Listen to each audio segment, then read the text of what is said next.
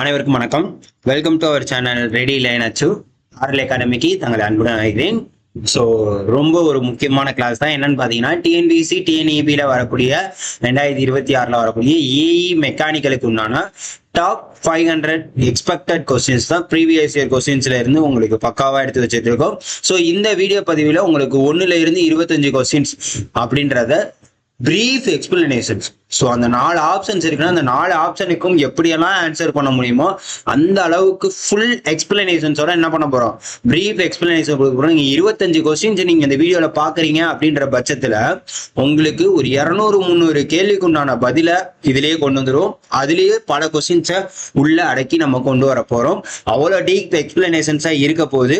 So இந்த video ஃபுல்லா பாருங்க. உங்களோட கருத்துக்கள் அப்படின்றத கமெண்ட்ஸ்ல பதிவு பண்ணுங்க. ஸோ இந்த முதல் வீடியோ மட்டும்தான் உங்களுக்கு ஃப்ரீயா இருக்கும், மற்றதுலாம் வந்து மெம்பர்ஷிப்ல இருக்கும். ஸோ அதுக்கப்புறம் நீங்க மெம்பர்ஷிப் பே பண்ணிட்டு தான் வாங்குற மாதிரி இருக்கும். ஸோ அதையும் நான் உங்களுக்கு தெளிவா சொல்லிடுறேன். ஸோ ஏன்னா இந்த 25 கொஸ்டின்ஸை பாருங்க, இது எப்படி இருக்கும் அதே மாதிரி தான் அடுத்து வரக்கூடிய கொஸ்டின்ஸ் எல்லாம் இருக்கும். ஸோ இதே மாதிரி எல்லா டிபார்ட்மெண்ட்ஸ்க்கும் எல்லாத்துக்குமே கொடுக்க போறோம். ஸோ எந்த அளவுக்கு நீங்க யூட்டிலைஸ் பண்ணிக்கிறீங்களோ, எந்த அளவுக்கு நம்ம சேனலை தொடர்ந்து நம்பிக்கையா ஃபாலோ பண்றீங்களோ அந்த அளவுக்கு உங்களுக்கு நல்லது. சரிங்களா? ஸோ வாங்க வீடியோ பதிவுக்குள்ள போகலாம். இடையில என்ன நம்மளோட மெட்டீரியல் எப்படி இருக்குன்றதையும் நான் உங்களுக்கு சொல்லுறேன். சரியா? ஸோ வாங்க வீடியோக்குள்ள போகலாம். ஸோ இது 2026 நடந்த முக்கியமான ஒரு கம்பைன் டெக்னிக்கல் இன்டர்வியூ போஸ்டோட கொஸ்டின்ஸ் தான். ஸோ உங்களுக்கு ஆன்சர் நம்ம வச்சிருக்க மாட்டோம், இதுல ஃபுல்லாவே நீங்க தான் ஆன்சர் பண்ணணும். கொஸ்டின் நான் சொல்லிடுவேன், ஆன்சர் நீங்க பண்ணுங்க. ஸோ உங்களுக்கு லைவ்ல தான் போயிட்டு இருக்கு, ஆன்சர் நீங்க சொல்லணும். அதுக்கப்புறம் நம்ம என்ன பண்ணுவோம், எக்ஸ்பிளனேஷன்ஸ் நம்ம எல்லாத்துக்குமான எக்ஸ்பிளனேஷன்ஸ் கண்டிப்பா நம்ம கொடுப்போம். சரிங்களா? முடிஞ்ச அளவுக்கு நான் என்ன பண்ணுவேன், முடிஞ்ச அளவுக்கு டீட்டெயிலா எழுதுறேன். எழுதி லேட் ஆச்சுன்னா வாய் வார்த்தையால சொல்லுவேன். தெளிவா என்ன பண்ணிக்கோங்க, தெளிவா ஒரு நோட்டு போட்டு எழுதி வச்சுக்கோங்க.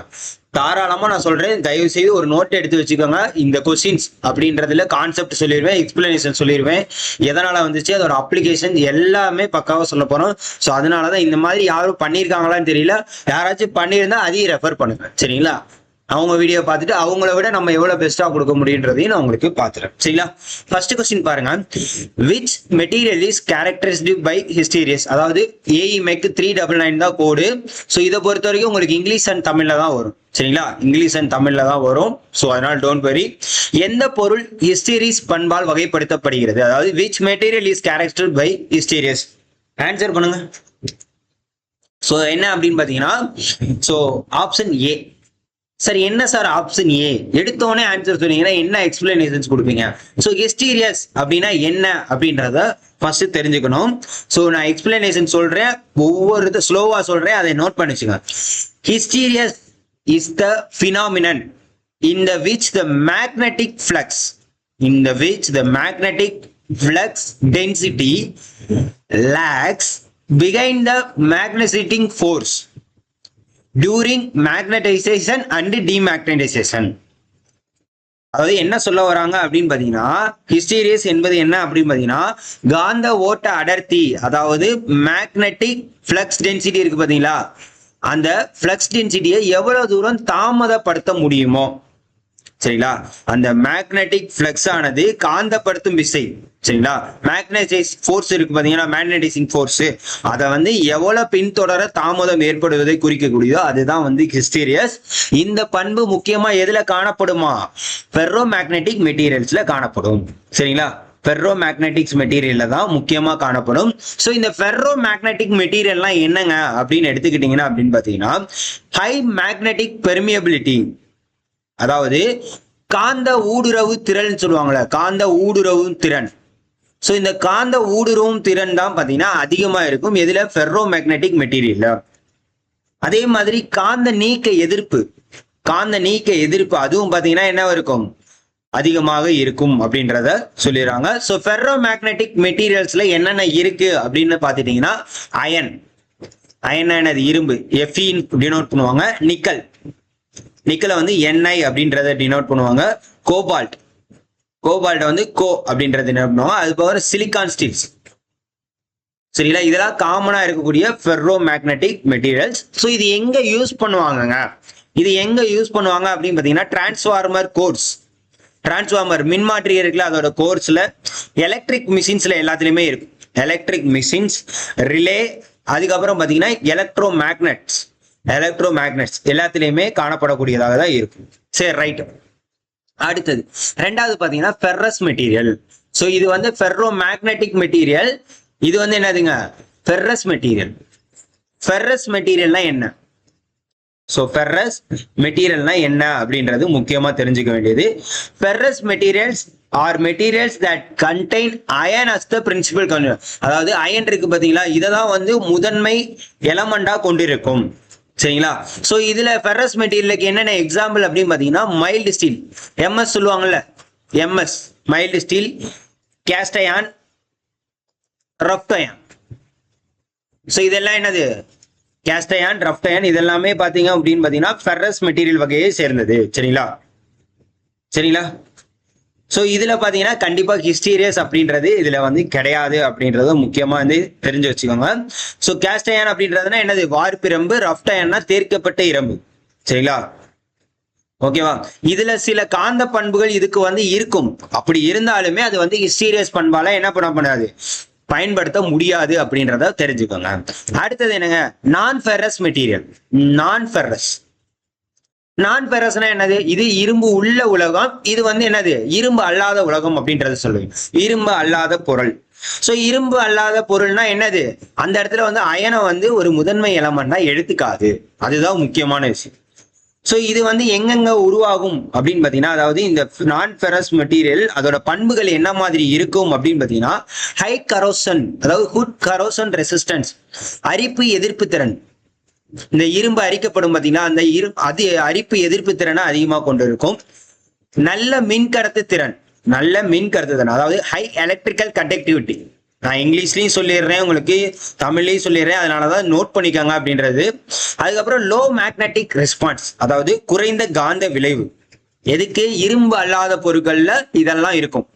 கண்டிப்பா நல்ல மின்கடத்த திறனா இருக்கும், அரிப்பு எதிர்ப்பு திறன் அதிகமா இருக்கும், குறைந்த காந்த விளைவு. ஏன்னா அதுல இரும்பு இல்லைன்றப்ப அந்த இடத்துல உங்களுக்கு வந்து காந்த விளைவு வந்து கம்மியா தான் இருக்கும். சரிங்களா? சோ இதுக்கு என்னங்க எக்ஸாம்பிள் அப்படின்னு பாத்தீங்கன்னா, அலுமினியம், செம்பு. அப்ப நான் சொல்லக்கூடிய எக்ஸாம்பிள்ஸ் எல்லாம் நோட் பண்ணி வச்சுக்கோங்க. ஏன்னா சில இதுல இப்ப நான் ஃபெரஸ் மெட்டீரியல்ல which one is odd out, அதாவது நான் ஃபெரஸ் பொருட்கள்ல எது பொருந்தாத ஒன்று, இந்த மாதிரிலாம் உங்களுக்கு கொஸ்டின் கேட்கலாம். அதனால பாத்துக்கோங்க. அலுமினியம், செம்பு, பித்தளை, துத்தநாகம். ஸோ இதுவும் என்ன வருது? இதுவும் வந்து உங்களுக்கு வந்து எதுல வராது? ஹிஸ்டீரியஸ் பண்பால வராது. ஏன்னா ஹிஸ்டீரியஸ் பண்புன்னு வரப்போ உங்களுக்கு வந்து மேக்னடைசிங் போர்ஸ் இருக்கும். சரிங்களா? அந்த லேக் நம்ம சொல்லுவோம்ல, அந்த லேக். சரிங்களா? அந்த லேகை வந்து தடுக்கக்கூடியதாக இருக்கக்கூடியதான். காந்த ஓட்ட உடர்த்தியோட காந்தப்படுத்தும் விசையை பின்தொடர தாமதம் ஏற்படுத்தக்கூடியதுதான் முக்கியமா ஃபெரஸ் மேக்னெட் மெட்டீரியல் அது காணப்படும். அடுத்து என்னன்னு பாத்தீங்கன்னா பாலிமர் மெட்டீரியல். அடுத்து என்னதுங்க? Polymer material. ஸோ இந்த பாலிமர் அப்படின்றது எல்லா இடத்துலயுமே நீங்க கேள்விப்பட்டிருப்பீங்க. ஸோ இந்த பாலிமர் அப்படின்னு எடுத்துக்கிட்டீங்க அப்படின்னா, பாலிமரை பொறுத்த வரைக்கும் இது வந்து ஒரு long chain molecular structures. Long chain molecular structures ரொம்ப முக்கியமானது. Long chain molecular structures. இது எங்க மேக்ஸிமம் யூஸ் ஆகும் அப்படின்னு பாத்தீங்கன்னா, இன்சுலேஷன் டேப்ன்ற பாத்தீங்களா? ஸோ அந்த மாதிரி insulation, light weight components. So எந்தெந்த இடத்துல லைட் வெயிட் தேவைப்படுதோ அதெல்லாம் என்னது யூஸ் ஆகும். ஃபிளெக்சிபிள் பார்ட்ஸ், வளைஞ்சு கொடுக்கக்கூடிய இடத்துல வரக்கூடிய பொருட்கள் எல்லாமே இதுதான் வரும். ஸோ இதுக்கு எக்ஸாம்பிள் என்னென்ன அப்படின்னு பார்த்தீங்கன்னா, பிவிசி பைப், நைலான். ஸோ இதெல்லாம் பார்த்தீங்கன்னா இந்த 3 கண்டிஷன்ஸையும் அப்ளை பண்ற மாதிரி தான் இருக்கும். Polyethylene, rubber. ஸோ இதோட ப்ராப்பர்ட்டி என்னங்க? பாலிமரோட ப்ராப்பர்ட்டி என்னங்க? பாலிமரோட ப்ராப்பர்ட்டி முக்கியமா பார்த்தீங்கன்னா எலாஸ்டிசிட்டி, அதான் பிளெக்சிபிள் பார்ட்ஸ், வளைந்து கொடுக்க தன்மையுள்ளது. டக்டிலிட்டி. அடுத்து கெமிக்கல்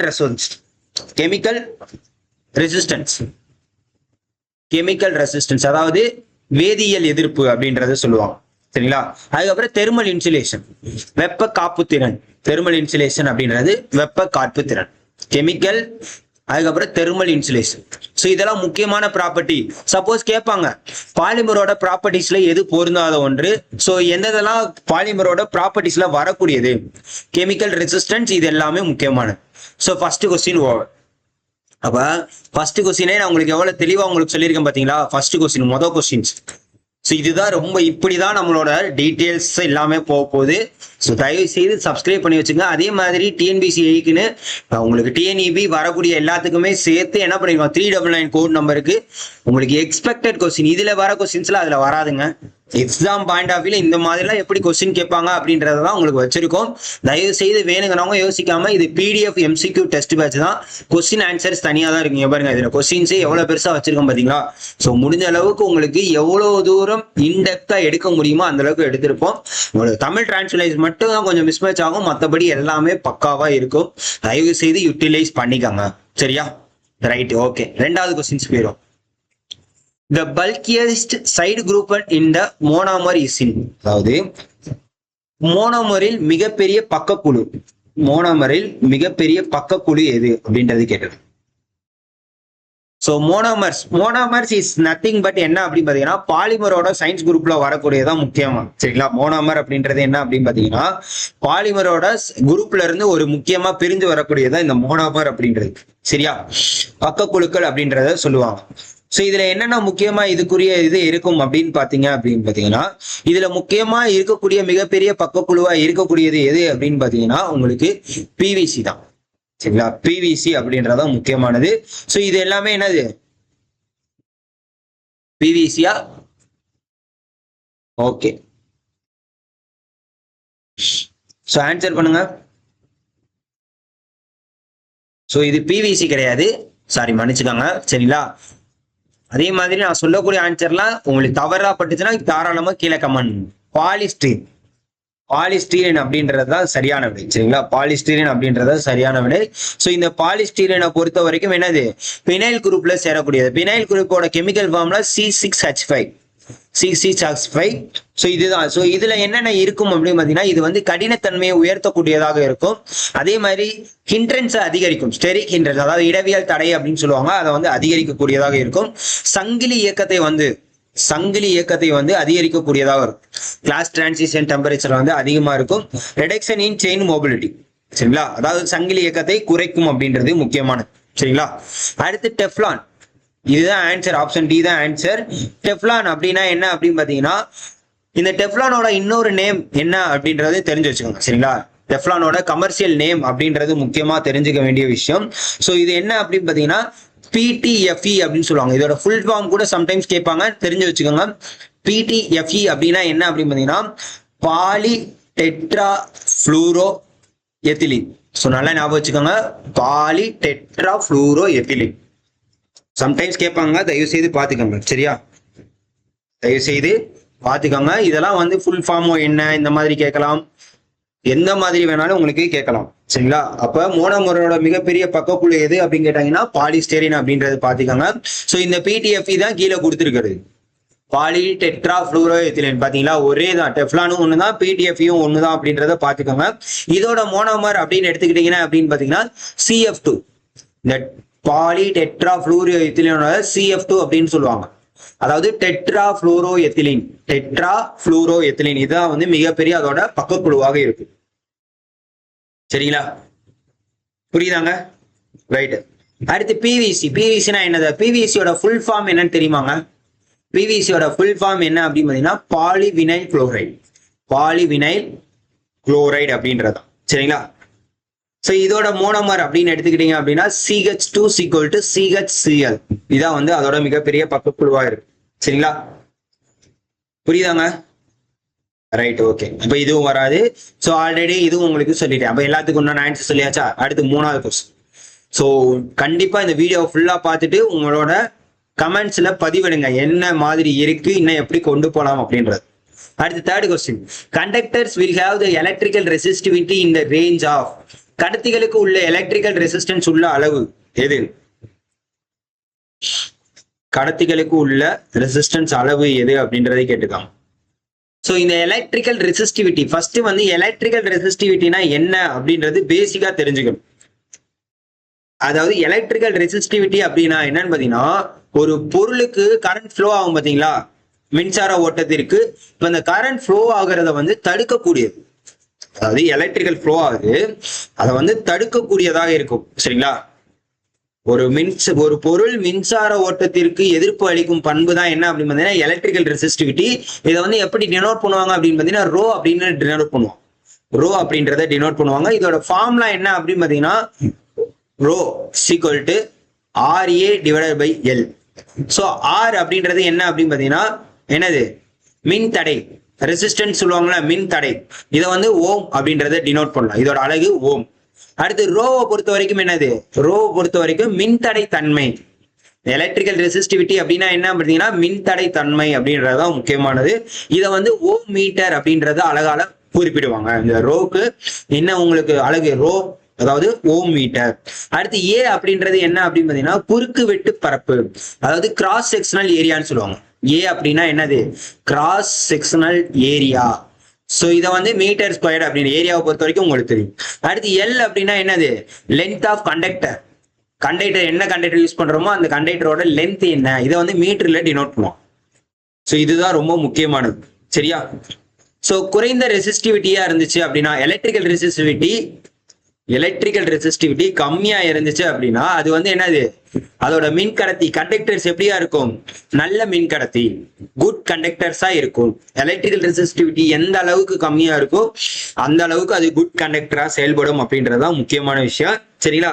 சோ அப்ப இதுக்கு கரெக்டான ஆன்சர் என்ன அப்படின்னு பாத்தீங்கன்னா option A 10⁻⁻9 to 10⁻³ ohm meter. ரோக்கு என்ன அழகு ஓம் மீட்டர் அப்படின்றது அதோட அழகு. சரிங்களா? கிளியராங்க? சோ இதே மாதிரி வேற என்னதுக்கெல்லாம் இருக்கு அப்படின்றத பாத்துக்கலாம். சரிங்களா? சோ சில்வர், சோ இதுலயே நிறைய அதுக்கு உங்களுக்கு நான் மீனிங் சொல்றேன், வேல்யூ சொல்றேன். ஏன்னா இதெல்லாம் வந்து ஸ்டாட்டிக்கான வேல்யூஸ். சில்வருக்கு பாத்தீங்க அப்படின்னு பாத்தீங்கன்னா 1.59 × 10⁻⁻8 ஓம் மீட்டர். சரியா? அடுத்து காப்பர் பாத்தீங்கன்னா 1.72 × 10⁻⁻8 ஓம் மீட்டர். அடுத்து அலுமினியம் எடுத்தீங்கன்னா 2.82 × 10⁻⁻8 ஓம் metre.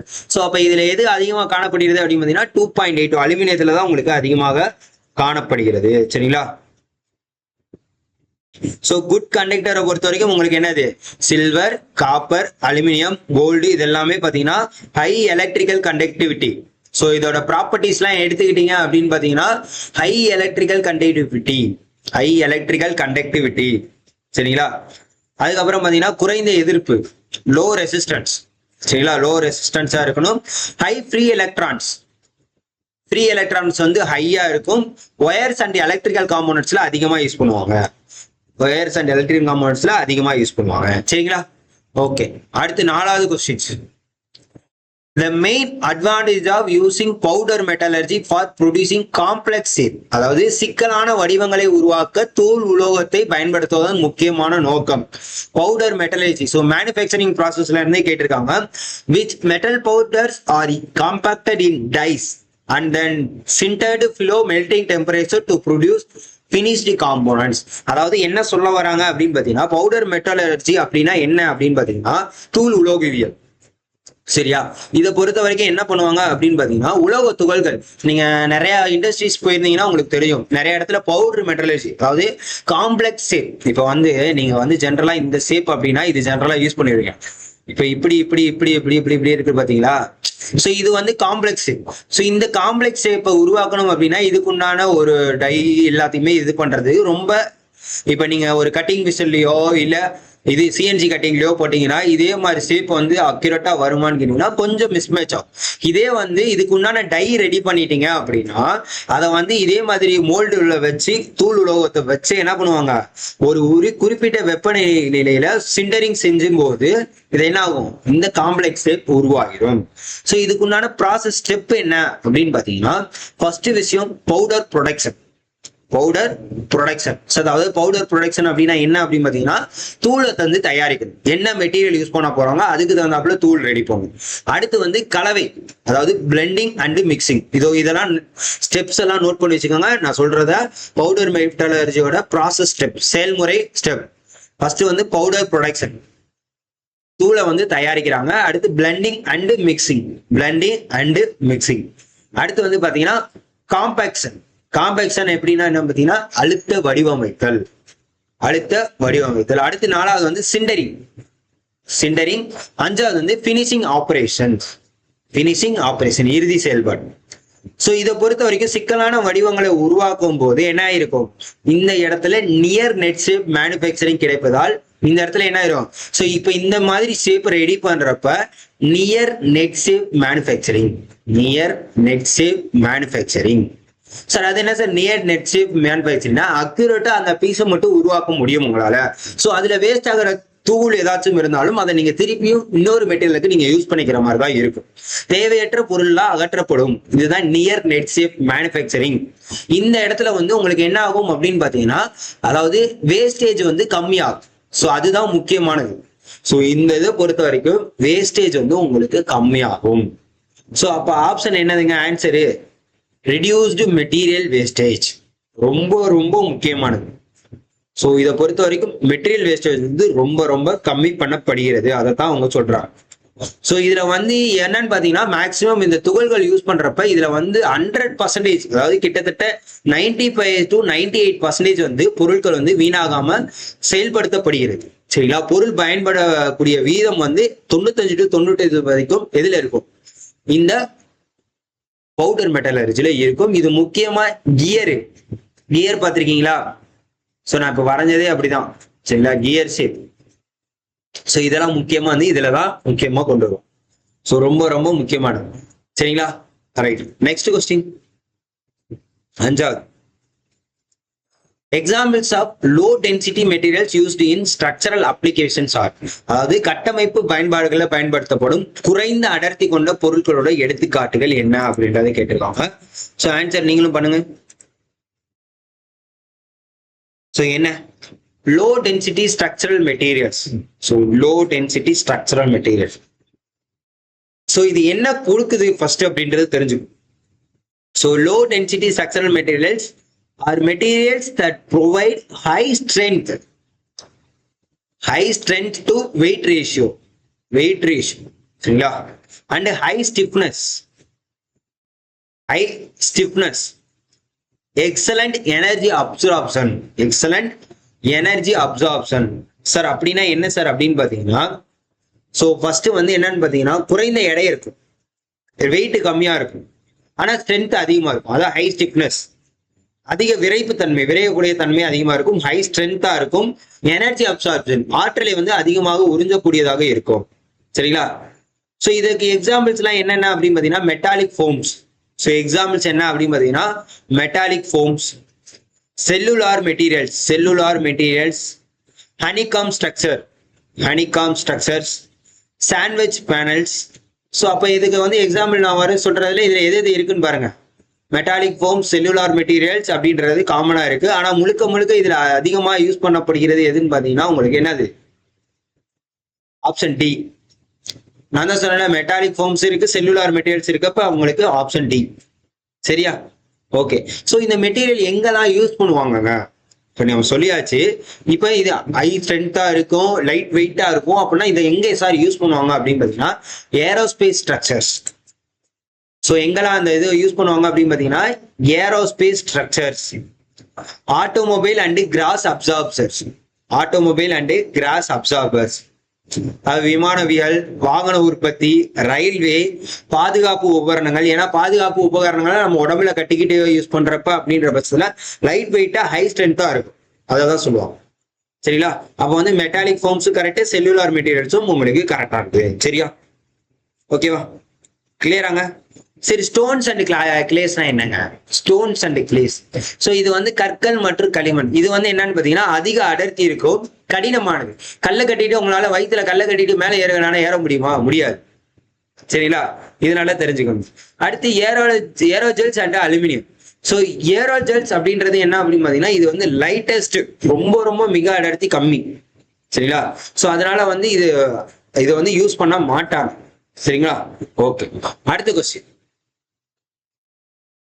Match the following electron emitter type and cathode material. பின்வரும் எலக்ட்ரான் உமிழ்ப்பன் வகையையும் மற்றும் எதிர்மின் வாய்ப்பொருளையும் பொறுத்துக அப்படின்றத கொடுத்துருவாங்க. மேட்ச் த ஃபாலோயிங், ஆன்சர் பண்ணுங்க.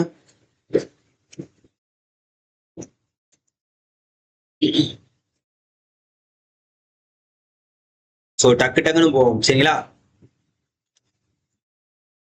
ஸோ எலக்ட்ரான் எமிட்டர்ஸ், ஸோ இது எங்க மேக்ஸிமம் யூஸ் பண்ணுவாங்க அப்படின்னு பார்த்தீங்கன்னா எலக்ட்ரான் மைக்ரோஸ்கோப்ல ரொம்பவே யூஸ் பண்ணுவாங்க. எலக்ட்ரான் மைக்ரோஸ்கோப்ல என்ன பண்ணுவாங்க, கண்டிப்பா இதுல யூஸ் பண்ணுவாங்க. சரியா?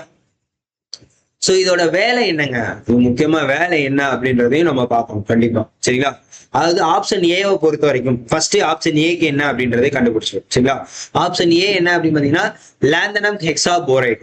லாந்தனம் ஹெக்ஸாபோரைடு இதோட கெமிக்கல் ஃபார்முலா அப்படின்னு எடுத்தீங்கன்னா LaB6 அப்படின்றதுதான். ஸோ இது எதுக்காக யூஸ் ஆகுது அப்படின்றது முக்கியமான ஒரு ஃபங்க்ஷனா இருக்கு. சரிங்களா? இந்த லாந்தனிக், அதாவது இது வந்து வெப்ப அயனி உமிழ்வில் கேத்தோட அதிக வெப்பத்திற்கு சூடாக்க முக்கியமா பயன்படும். ஸோ இது வந்து இதோட அதிக பிரைட்னஸா இருக்கும், நீண்ட ஆயிலா இருக்கும், நிலையான எலக்ட்ரோ பீமா இருக்கும். அதனாலதான் இதை வந்து தெர்மோயினிக் கேத்தோடுக்கு முக்கியமா வந்து எக்ஸாம்பிளா சொல்லுவாங்க. சரியா? அடுத்து cold field emission. Cold field emission அப்படின்னா இதுக்கு என்னது, டங்ஸ்டன். இது என்னங்க, டங்ஸ்டன். சரிங்களா?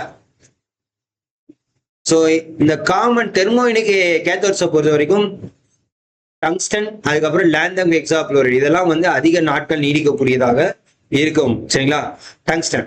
அடுத்து கோல்டு ஃபீல்டு எமிஷன், CFE அப்படின்னு சொல்லுவாங்க. இதுக்கு வந்து டங்ஸ்டன் அப்படின்றதா முக்கியமானது. அப்ப என்னது, உங்களுக்கு ஏக்கு வந்து 3, இதுக்கு வந்து 2. அப்போ 3 2 எங்க இருக்கு, ஆப்ஷன் ஏ தான் வந்து கரெக்ட். ஸோ அடுத்ததையும் நம்ம பார்த்துருவோம். ஸோ இந்த கோல்டு ஃபீல்டு எமிஷனை பொறுத்த வரைக்கும் நோ எக்ஸ்டர்னல் ஹீட்டிங், வெளியே இருந்து உங்களுக்கு ஹீட்டிங் எதுவும் தேவைப்படாது. Short tungsten tip, very high electric ஃபீல்டை கொண்டிருக்கும், ஹையஸ்ட் பிரைட்னஸ். ஸோ டங்ஸ்டன் தான் வந்து உங்களுக்கு பார்த்தீங்கன்னா டியூப் லைட் இதெல்லாம் வந்து அதிகமாக யூஸ் பண்றது என்னது, பல்புகள்ல அதிகமாக யூஸ் பண்றது இந்த டங்ஸ்டன் தான். பழைய குண்டு பல்புலாம் பார்த்துட்டீங்கன்னா ஒரு மெல்லிய நுண்ணிலைகள் இருக்கும், மின்னிலைகள், அதெல்லாம் வந்து டங்ஸ்டன்ல செய்யப்பட்டிருக்கும். சரிங்களா? ஓகே. அடுத்து Schottky field emission. Schottky field emission அதாவது ஸ்காட்கி புல உமிழ்வு அப்படின்றது. So zirconium oxide coated tungsten, zirconium oxide coated tungsten. சரியா? ஸோ இது எதனால அப்படின்னு பார்த்தீங்கன்னா இது வந்து ஸ்லைட்லி ஹீட்டட் எமிட்டரா இருக்கும், டங்ஸ்டனை டிப் பண்ண மாதிரி இருக்கும். அதாவது ஜிர்கோனியம் ஆக்சைடு அப்படின்றது என்னன்னு பார்த்தீங்கன்னா ZrO2 டங்ஸ்டனை லைட்டா டிப் பண்ண மாதிரியும் எலக்ட்ரிக் ஃபீல்டு அசிஸ்ட் எமிஷனையும் கொண்டு இருக்கும் அப்படின்றது முக்கியமானது. அடுத்து ஃபீல்டு எலக்ட்ரிக் எமிஷன், இது வந்து பாத்தீங்கன்னா 4 carbon nano plan. Carbon nano tube இது எதுக்கு முக்கியமா யூஸ் ஆகுது, கார்பன் நானோ டியூபை பொறுத்த வரைக்கும் ஆஸ்பெக்ட் ரேஷியோ இது மிக உயர்ந்ததா இருக்கும், மிகச்சிறந்த எலக்ட்ரிக்கல் கண்டக்டிவிட்டி, மிகச்சிறந்த எலக்ட்ரிக்கல் கண்டக்டிவிட்டி. அதே மாதிரி இது பாத்தீங்கன்னா குறைந்த டர்ன் ஆன் வோல்டேஜ் கொண்டிருக்கும், சிறந்த எலக்ட்ரிக் எமிஷன். ஸோ இந்த ஒரு ரீசனாலதான் இது வந்து என்னது, புலோ எலக்ட்ரானுக்கு கார்பன் நானோ குழாய் இருக்கு. ஸோ அப்போ 3 2 1 தான் சரியான விடை. கிளியராங்க? நெக்ஸ்ட் கொஸ்டின் போலாமா? ஓகே. நெக்ஸ்ட் கொஸ்டின் ஏதாச்சும் உங்களுக்கு தவறுதலாவோ இல்ல டவுட்டாவோ இருந்தா தாராளமா கமெண்ட் பண்ணுங்க. மறக்காம என்ன பண்ணிக்கங்க, உங்க ஃப்ரெண்ட்ஸ் எல்லாருக்கும் ஷேர் பண்ணி விடுங்க. ஏஇ டெஸ்ட் பேட்ச் உங்களுக்கு வேணும் அப்படின்னாலும் இபிக்கு எல்லாத்துக்குமே காமனான மாதிரி என்ன பண்ணிருக்கோம், 2000 MCQ அடங்கிய எக்ஸாம் பாயிண்ட் ஆஃப் வியூல எக்ஸ்பெக்டட் கொஸ்டின். இது நீங்க PDF டெஸ்ட் சீரியஸாவும் யூஸ் பண்ணிக்கலாம், எக்ஸ்பிளனேஷன்ஸோட படிக்கிறப்ப ஸ்டடி மெட்டலாவும் யூஸ் பண்ணிக்கலாம். எக்ஸ்பிளனேஷன் உங்களுக்கு இந்த அளவுக்கு இருக்காது, ஓரளவுக்கு தான் இருக்கும், அதையும் நான் சொல்லுவேன். சரிங்களா? Okay. Next question. Among the common dielectric materials, the highest dielectric strength is possessed by. அதாவது பொதுவா மின்கடத்தா பொருட்கள்ல மிக உயர்ந்த மின்கடத்தா வலிமை கொண்டது, மிக உயர்ந்த, அதாவது ஹையஸ்ட் டைஎலக்ட்ரிக் ஸ்ட்ரென்த், மின்கடத்தா வலிமை அப்படின்றது. அதாவது டைஎலக்ட்ரிக் ஸ்ட்ரென்த் அப்படின்னா என்ன அப்படின்னு பாத்தீங்கன்னா maximum electric field that an insulating material can withstand without electrical breakdown. அதாவது எவ்வளவு தூரம் மின்சாரத்தை வந்து தாங்கக்கூடியதாக இருக்கும், எவ்வளவு தூரம் தாங்கக்கூடியதா இருக்கும், எலக்ட்ரிக்கலை வந்து பிரேக் டவுன் ஆகாம உங்களுக்கு அடுத்ததுக்கு கடத்தாமலே இருக்கக்கூடியதாக இருக்கும் அப்படின்றத சொல்லியிருக்காங்க. ஸோ இந்த ஹை டை எலக்ட்ரிக் ஸ்ட்ரென்த்தோட யூனிட் என்ன அப்படின்னு பார்த்தீங்கன்னா கிலோவாட் பெர் mm அப்படின்றத இதோட யூனிட். சரிங்களா? ஸோ இப்போ ஹையஸ்ட் டை எலக்ட்ரிக் ஸ்ட்ரென்த்தா இருந்துச்சுன்னா அது வந்து என்னது, அதுதான் முக்கியமான ஒரு இன்சுலேட்டிங் மெட்டீரியலா இருக்கும், மின்கடாத்தா பொருளா இருக்கும். சரிங்களா? இதுல எது ஹையஸ்ட் அப்படின்னு பாத்தீங்கன்னா மைக்கா. இதோட டை எலக்ட்ரிக் ஸ்ட்ரென்த் என்ன வரும் பாத்தீங்கன்னா 100 to 200 கிலோவோல்ட் பெர் mm. அடுத்து பாலிஎத்தின், இது வந்து பாத்தீங்கன்னா 20 to 50 kilowatt per mm. PVC 30 to 50 kilowatt per mm. Transformer oil அப்படின்னு பாத்தீங்கன்னா 10 to 15. ஸோ வேல்யூ எல்லாம் தெரிஞ்சு வச்சுக்கோங்க. எதனால அப்படின்னு பாத்தீங்கன்னா இதுதான் டிரான்ஸ்ஃபார்மர் ஆயிலுக்கும் இதான் வரும், ஃப்ரெஷ் ட்ரை ஆயில் எல்லாத்துக்குமே இதே தான் வரும். ஸோ சப்போஸ் வந்து இதோட வேல்யூ என்னன்றது கூட கேட்கலாம். பிவிசியோட ஹையஸ்ட் டை எலக்ட்ரிக் ஸ்ட்ரென்த் என்ன, மைக்காவோட ஹையஸ்ட் டை எலக்ட்ரிக் ஸ்ட்ரென்த் என்ன, ஸோ இந்த மாதிரிலாம் கேட்கலாம். தயவு செய்து தெரிஞ்சு வச்சுக்கோங்க. சரியா? சரி, ரைட்டு. மைக்காவை எதனால one of the best highest dielectric strength அப்படின்னு பாத்தீங்கன்னா, ஹையஸ்ட் டை எலக்ட்ரிக் ஸ்ட்ரென்த் இருக்கு. மொதல் விஷயம், அதிக வெப்பத்தை தாங்கக்கூடியதாக இருக்கு. அதிக வெப்பத்தை தாங்கக்கூடியதாக இருக்கும் இது மைக்கா. அதுக்கப்புறம் சிறந்த மின் காப்பு, சிறந்த மின் காப்பு. சரிங்களா? ஹை இன்சுலேஷன் ரெசிஸ்டன்ஸாகவும் இருக்கும். எக்ஸலண்ட் தெர்மல் ஸ்டெபிலிட்டி, வெப்பத்தை தாங்கக்கூடிய தன்மையா இருக்கும். சரிங்களா? சோ இது எங்கெங்க யூஸ் பண்ணுவாங்க மைக்கா அப்படின்றது பாத்தீங்கன்னா, உயர் மின்னழுத்த உபகரணங்கள், கெப்பாசிட்டர்ஸ், மோட்டார்கள், ஜெனரேட்டர்கள். சோ இந்த இடத்துல எல்லாம் உங்களுக்கு என்னது அப்ளிகேஷன் தெரிஞ்சுக்கோங்க. உயர் மின்னழுத்த உபகரணங்கள், கெப்பாசிட்டர்ஸ், மோட்டார்கள், ஜெனரேட்டர்கள். சரியா? பிவிசியை பொறுத்த வரைக்கும் எதுக்கு? பிவிசியை பொறுத்த வரைக்கும் கேபிள் இன்சுலேஷன். நீங்க கேபிள்ஸ்லாம் வயர் கேபிள்ஸ் போடுறப்போ உங்களுக்கு மேக்ஸிமம் பிவிசி அப்படின்றத மேக்ஸிமம் யூஸ் பண்ணுவாங்க. பைப் லைன் பிவிசி பைப்லாம் வந்து உங்களுக்கு யூஸ் பண்ணுவாங்க. எலக்ட்ரிக்கல் ஒயர் செட்டிங்கு, அதுக்கப்புறம் பார்த்தீங்கன்னா low and medium voltage insulation. சரிங்களா? ஸோ இது வந்து மைக்காவை கம்பேர் பண்றப்ப கம்மி, உங்களுக்கே தெரியும். ரைட்டு. அடுத்து பாலிஎத்திலீன் அப்படின்னு பார்த்தீங்கன்னா, இதுவும் பார்த்தீங்கன்னா ஹை எலக்ட்ரிக்கல் ரெசிஸ்டிவிட்டியா இருக்கும், குட் மாய்ஸ்சர் கண்ட்ரஸா இருக்கும். சரிங்களா? ஆனா மைக்காவை விட இதுக்கும் எலக்ட்ரிசிட்டி ஸ்ட்ரென்த் கம்மி தான் அப்படின்றத தெரிஞ்சுக்கோங்க. சரியா? ஸோ டிரான்ஸ்ஃபார்மர் ஆயில் இது எதுக்கு யூஸ் ஆகும் அப்படின்னு பார்த்தீங்கன்னா, is a liquid dielectric used for insulation. Insulation use பண்றதுக்கு, கூலிங் அண்ட் ஆர்க் குவான்ச்சிங், குளிரூட்டுறதுக்கும் ஆர்க் அணைத்தல், இது எல்லாத்துக்குமே யூஸ் ஆகக்கூடியதாக இருக்கும். எது? இந்த டிரான்ஸ்ஃபார்மர் ஆயில். சரிங்களா? நெக்ஸ்ட் 8வது question. Which of the following casting process produces the lowest surface roughness? பின்வரும் வார்ப்பு செயல்முறைகளில் எது குறைவான மேற்பரப்பு முரட்டுத்தன்மையை தரவுள்ளது அப்படின்றது கொடுத்திருக்காங்க. எதுங்க? சோ என்னன்னு பாருங்க. சாண்ட் கேஸ்டிங், டை காஸ்டிங், செல் மோல்டிங், இன்வெஸ்ட்மெண்ட் கேஸ்டிங். அதாவது பின்வரும் வார்ப்பு செயல்முறைகள்ல எது குறைவான மேற்பரப்பு, அதாவது சர்ஃபேஸ், லோயஸ்ட் சர்ஃபேஸ் ரஃப்னஸ் அப்படின்னு சொல்லுவாங்க. ஸோ அது எது குறைவா இருக்கு அப்படின்றத கேட்டிருக்காங்க. ஆன்சர் பண்ணுங்க.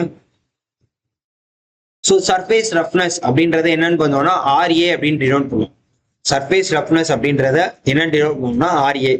இது என்ன பண்ணுவாங்க அப்படின்னு பார்த்தீங்கன்னா, measure the microscopic irregularity present on the surface of casting. ஒரு காஸ்டிங் ப்ரொசீஜர் இந்த மேற்பரப்புல பண்ணிருக்காங்க அப்படின்னு பார்த்தீங்கன்னா, மைக்ரோஸ்கோபிக் லெவல்ல அதோட எது மேடு பள்ளங்கள்லாம் இருக்கு அப்படின்றத பார்க்கக்கூடியதாக தான் இருக்கும். சரிங்களா?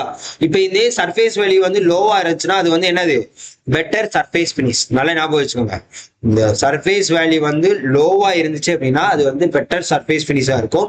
இந்த சர்ஃபேஸ் வேல்யூ ரஃப்னஸ் வந்து அதிகமா இருக்கு அப்படின்னா அது வந்து ரஃபர் சர்ஃபேஸா இருக்கும். சரிங்களா? காஸ்டிங் ப்ராசஸை பொறுத்த வரைக்கும் இன்வெஸ்ட்மெண்ட் காஸ்டிங். ஸோ உங்களுக்கு ஆன்சர் என்ன அப்படின்னு பார்த்தீங்கன்னா ஆப்ஷன் டி இதுக்கு உண்டானது. ஸோ இந்த இன்வெஸ்ட்மெண்ட் காஸ்டிங்ல தான் கண்டிப்பா என்னது லோயஸ்ட் சர்ஃபேஸ் ரஃப்னஸ் இருக்கும் அப்படின்றத சொல்லியிருக்காங்க. ஸோ ஏன் அப்படின்னு பார்த்தீங்கன்னா, இந்த இடத்துல வந்து வேக்ஸ் பேட்டர்ன் யூஸ் பண்ணுவாங்க. வேக்ஸ் பேட்டர்ன் மெழுகு மாதிரி பயன்படுத்தப்படுகிறது எதுல? இன்வெஸ்ட்மெண்ட் காஸ்டிங்ல. அதே மாதிரி செராமிக் செல் வந்து மிக நுண்ணிய லெவல்ல உருவாக்கும். மணல் துகள்கள் வந்து நேரடியா உருகிய உலகத்தை தொடர மாட்டாது. அதனாலதான் இது வந்து மேக்சிமம் வந்து மேற்பரப்பு என்ன இருக்கும்? மென்மையா இருக்கும் அப்படின்றத முக்கியமா சொல்லியிருக்காங்க. சரியா? Okay. Surface roughness value sand கேஸ்டிங்க்கு எவ்வளவு இருக்கும் அப்படின்னு பாத்தீங்கன்னா, ஸோ இந்த சர்ஃபேஸ் RAவை பொறுத்த வரைக்கும் என்னன்னு அளவு பாத்தீங்கன்னா நியூட்டன் மீட்டர். நியூ மீட்டர் அப்படின்றத நான் வச்சுக்கேன். சாண்ட் கேஸ்டிங் எவ்வளவு இருக்கும் அப்படின்னு பாத்தீங்கன்னா 12.5ல இருந்து 50. செல் மோல்டிங்க்கு 3 to 6. டை காஸ்டிங் பார்த்தீங்கன்னா 1 to 2. ஸோ இன்வெஸ்ட்மெண்ட் காஸ்டிங்னா இதுதான் இருக்கிறதுலே லோயஸ்ட் அப்படின்ற சொல்லியாச்சு. அப்போ 0.8 to 1.6 நியூ. ஓகேவா? ஸோ இன்வெஸ்ட்மெண்ட் காஸ்டிங் தான் என்னது? ஸ்மூத்தஸ்ட் சர்ஃபேஸ்னாலும் லோயஸ்ட் சர்ஃபேஸ் ரஃப்னஸ்னாலும் அதுதான் அப்படின்றது தெரிஞ்சு வச்சுக்கோங்க. கிளியராங்க?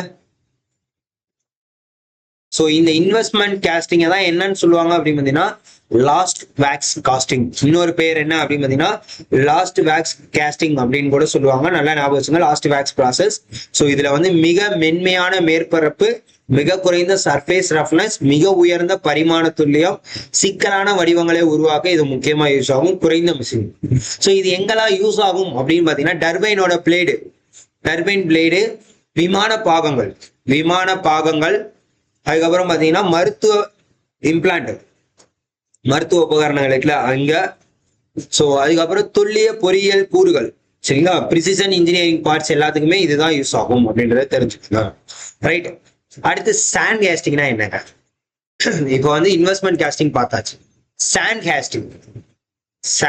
கேஸ்டிங்.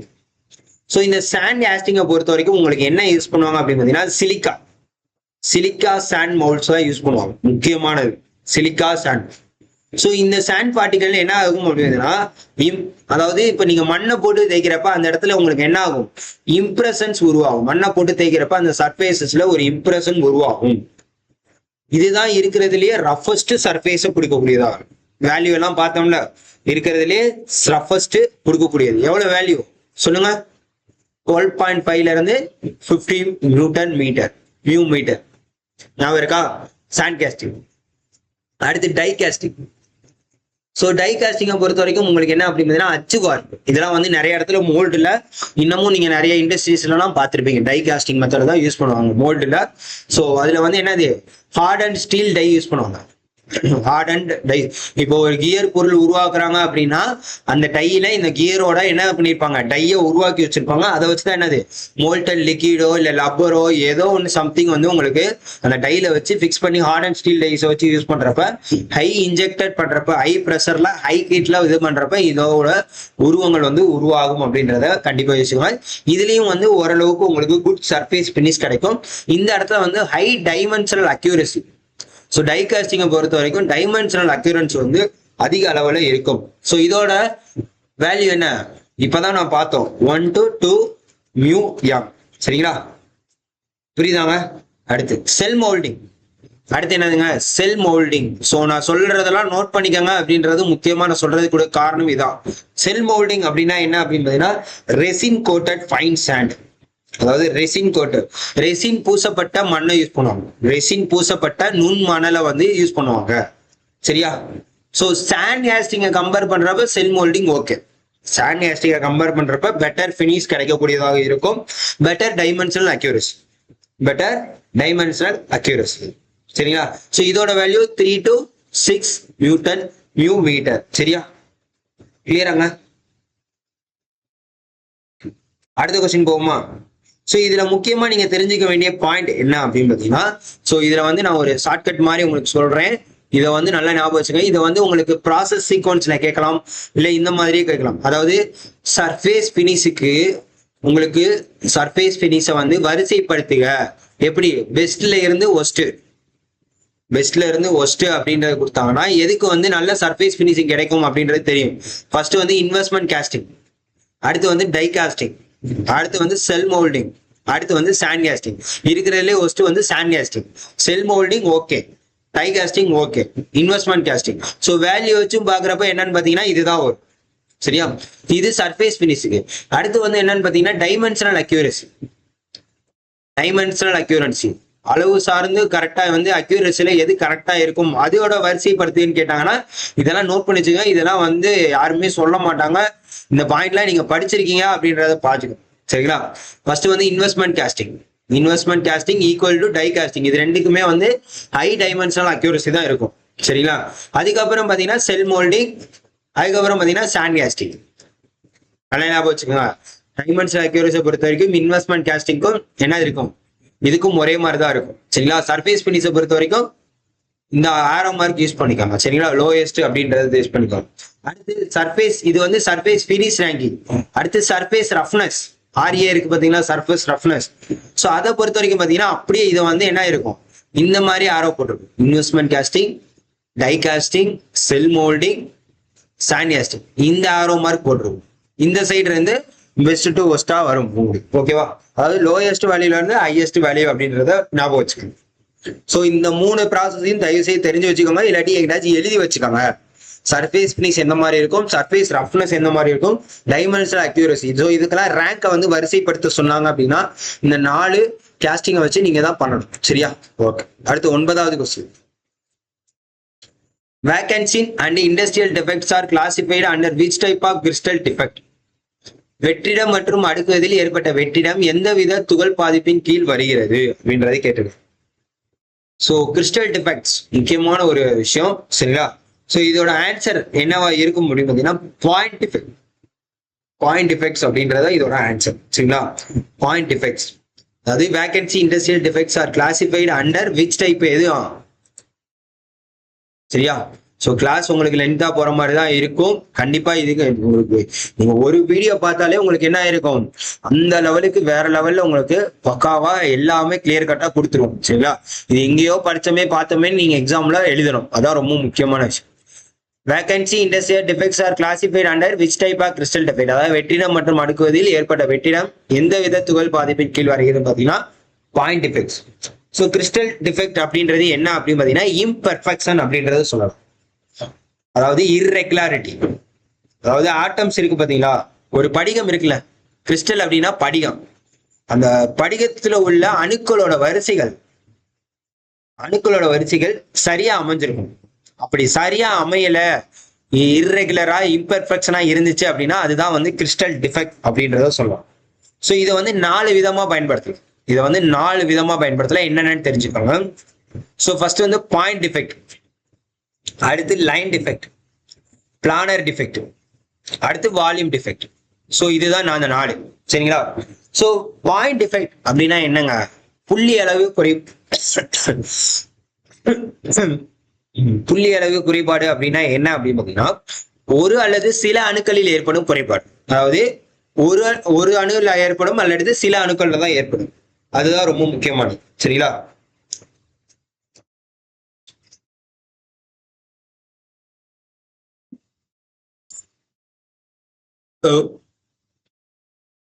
ஒரு அல்லது சில அணு. ஸோ இதுக்கு எக்ஸாம்பிள் தான் என்னன்னு பார்த்தீங்கன்னா வேகன்சி, இண்டஸ்ட்ரியல் டிஃபெக்ட்ஸ், அது போக பார்த்தீங்கன்னா ஸ்காட்கே டிஃபெக்ட்ஸ், அதுக்கப்புறம் பார்த்தீங்கன்னா ஃப்ராங்கல் டிஃபெக்ட்ஸ். இதெல்லாமே உங்களுக்கு எதுக்கு வரும், பாயிண்ட் டிஃபெக்ட்ஸ் வரும், சரியா? அடுத்து லைன் டிஃபெக்ட் அப்படின்னா என்னன்னு பாத்தீங்கன்னா லைனை பொறுத்த வரைக்கும் என்னது, கோடு. சோ அந்த கோட்டின் வழியாக ஏற்படக்கூடியதா முக்கியமா வந்து குறைபாடு, கோட்டளவு குறைபாடு. சோ இது எந்தெந்த இடத்துல நடக்கும் அப்படின்னு பாத்தீங்கன்னா எட்ஜ் டிஸ்லோகேஷன், அதாவது கார்னர் பகுதியில, அதுக்கப்புறம் ஸ்க்ரூ டிஸ்லோகேஷன். சோ அப்ப எட்ஜ் ஸ்க்ரூன்னு கொடுத்தாங்கன்னா லைன் டிஃபெக்ட்ஸ் அப்படின்றத நான் வச்சுக்கோங்க. வேகன்சி, இண்டஸ்ட்ரியல், ஸ்காட்டி, ஃப்ரண்ட்னு கொடுத்தாங்கன்னா பாயிண்ட். அடுத்து பிளானர்னா ஒரு பரப்பளவுல ஏற்படக்கூடிய குறைபாடு. சோ இது வந்து கிரைன் பவுண்டரி, ட்வின் பவுண்டரி. பரப்பளவுன்னு வரப்ப அதுக்கு ஒரு எல்லைகள் இருக்கும். சோ அந்த எல்லைகள்ல நடப்படக்கூடியதான் ஒன்னது பிளானர் டிஃபெக்ட்ஸ். இது வந்து என்னது கிரைன் பவுண்டரி, ட்வின் பவுண்டரி அப்படின்றத சொல்லலாம். சாரி. அடுத்து வந்து வால்யூம் டிஃபெக்ட்னா என்னது, கொள்ளளவு. ஒரு பொருள் இருக்குன்னா அதோட கொள்ளளவு ஃபுல்லா ஏற்படக்கூடியது. அதுல உங்களுக்கு என்ன நடக்கும், போர்ஸ் வரும், கிராக்ஸ், வாய்ட்ஸ், இதெல்லாமே எதுல நடக்கக்கூடியதாக இருக்கும், அதுல நடக்கக்கூடியதாக இருக்கும், சரிங்களா? இதெல்லாம் நோட் பண்ணி வச்சுக்கோங்க சொல்லக்கூடியத. அதாவது இப்ப என்ன பண்ணுங்க அப்படின்னு பாத்தீங்கன்னா குறைபாடு, விளக்கம், எடுத்துக்காட்டுகள், இந்த மாதிரி பண்ணுங்க. குறைபாடுனா என்னது, பாயிண்ட் டிஃபெக்ட்ஸ்.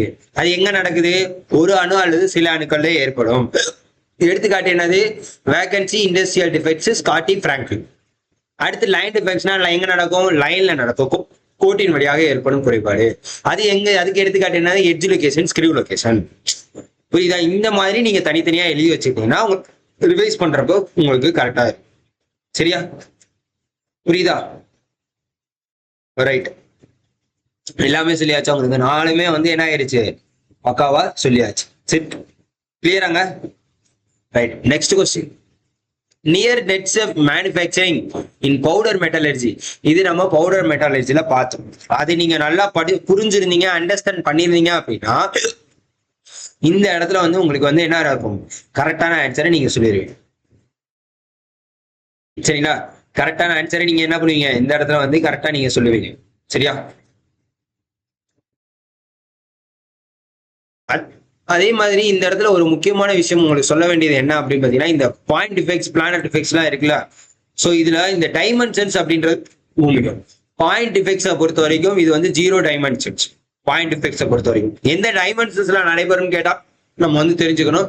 லைன் டிஃபெக்ட்ஸ் பொறுத்தவரை 1 டைமென்ஷன்ஸ், பிளானரை பொறுத்த வரைக்கும் உங்களுக்கு 2 டைமென்ஷன்ஸ், கொள்ளளவு வால்யூமை பொறுத்த வரைக்கும் 3 டைமென்ஷன்ஸ். ஸோ இதையும் நோட் பண்ணி வச்சுக்கோங்க, கேட்கலாம் சரிங்களா, இதுவும் கேட்கலாம், தயவு செய்து நோட் பண்ணி வச்சுக்கோங்க ரைட்டா.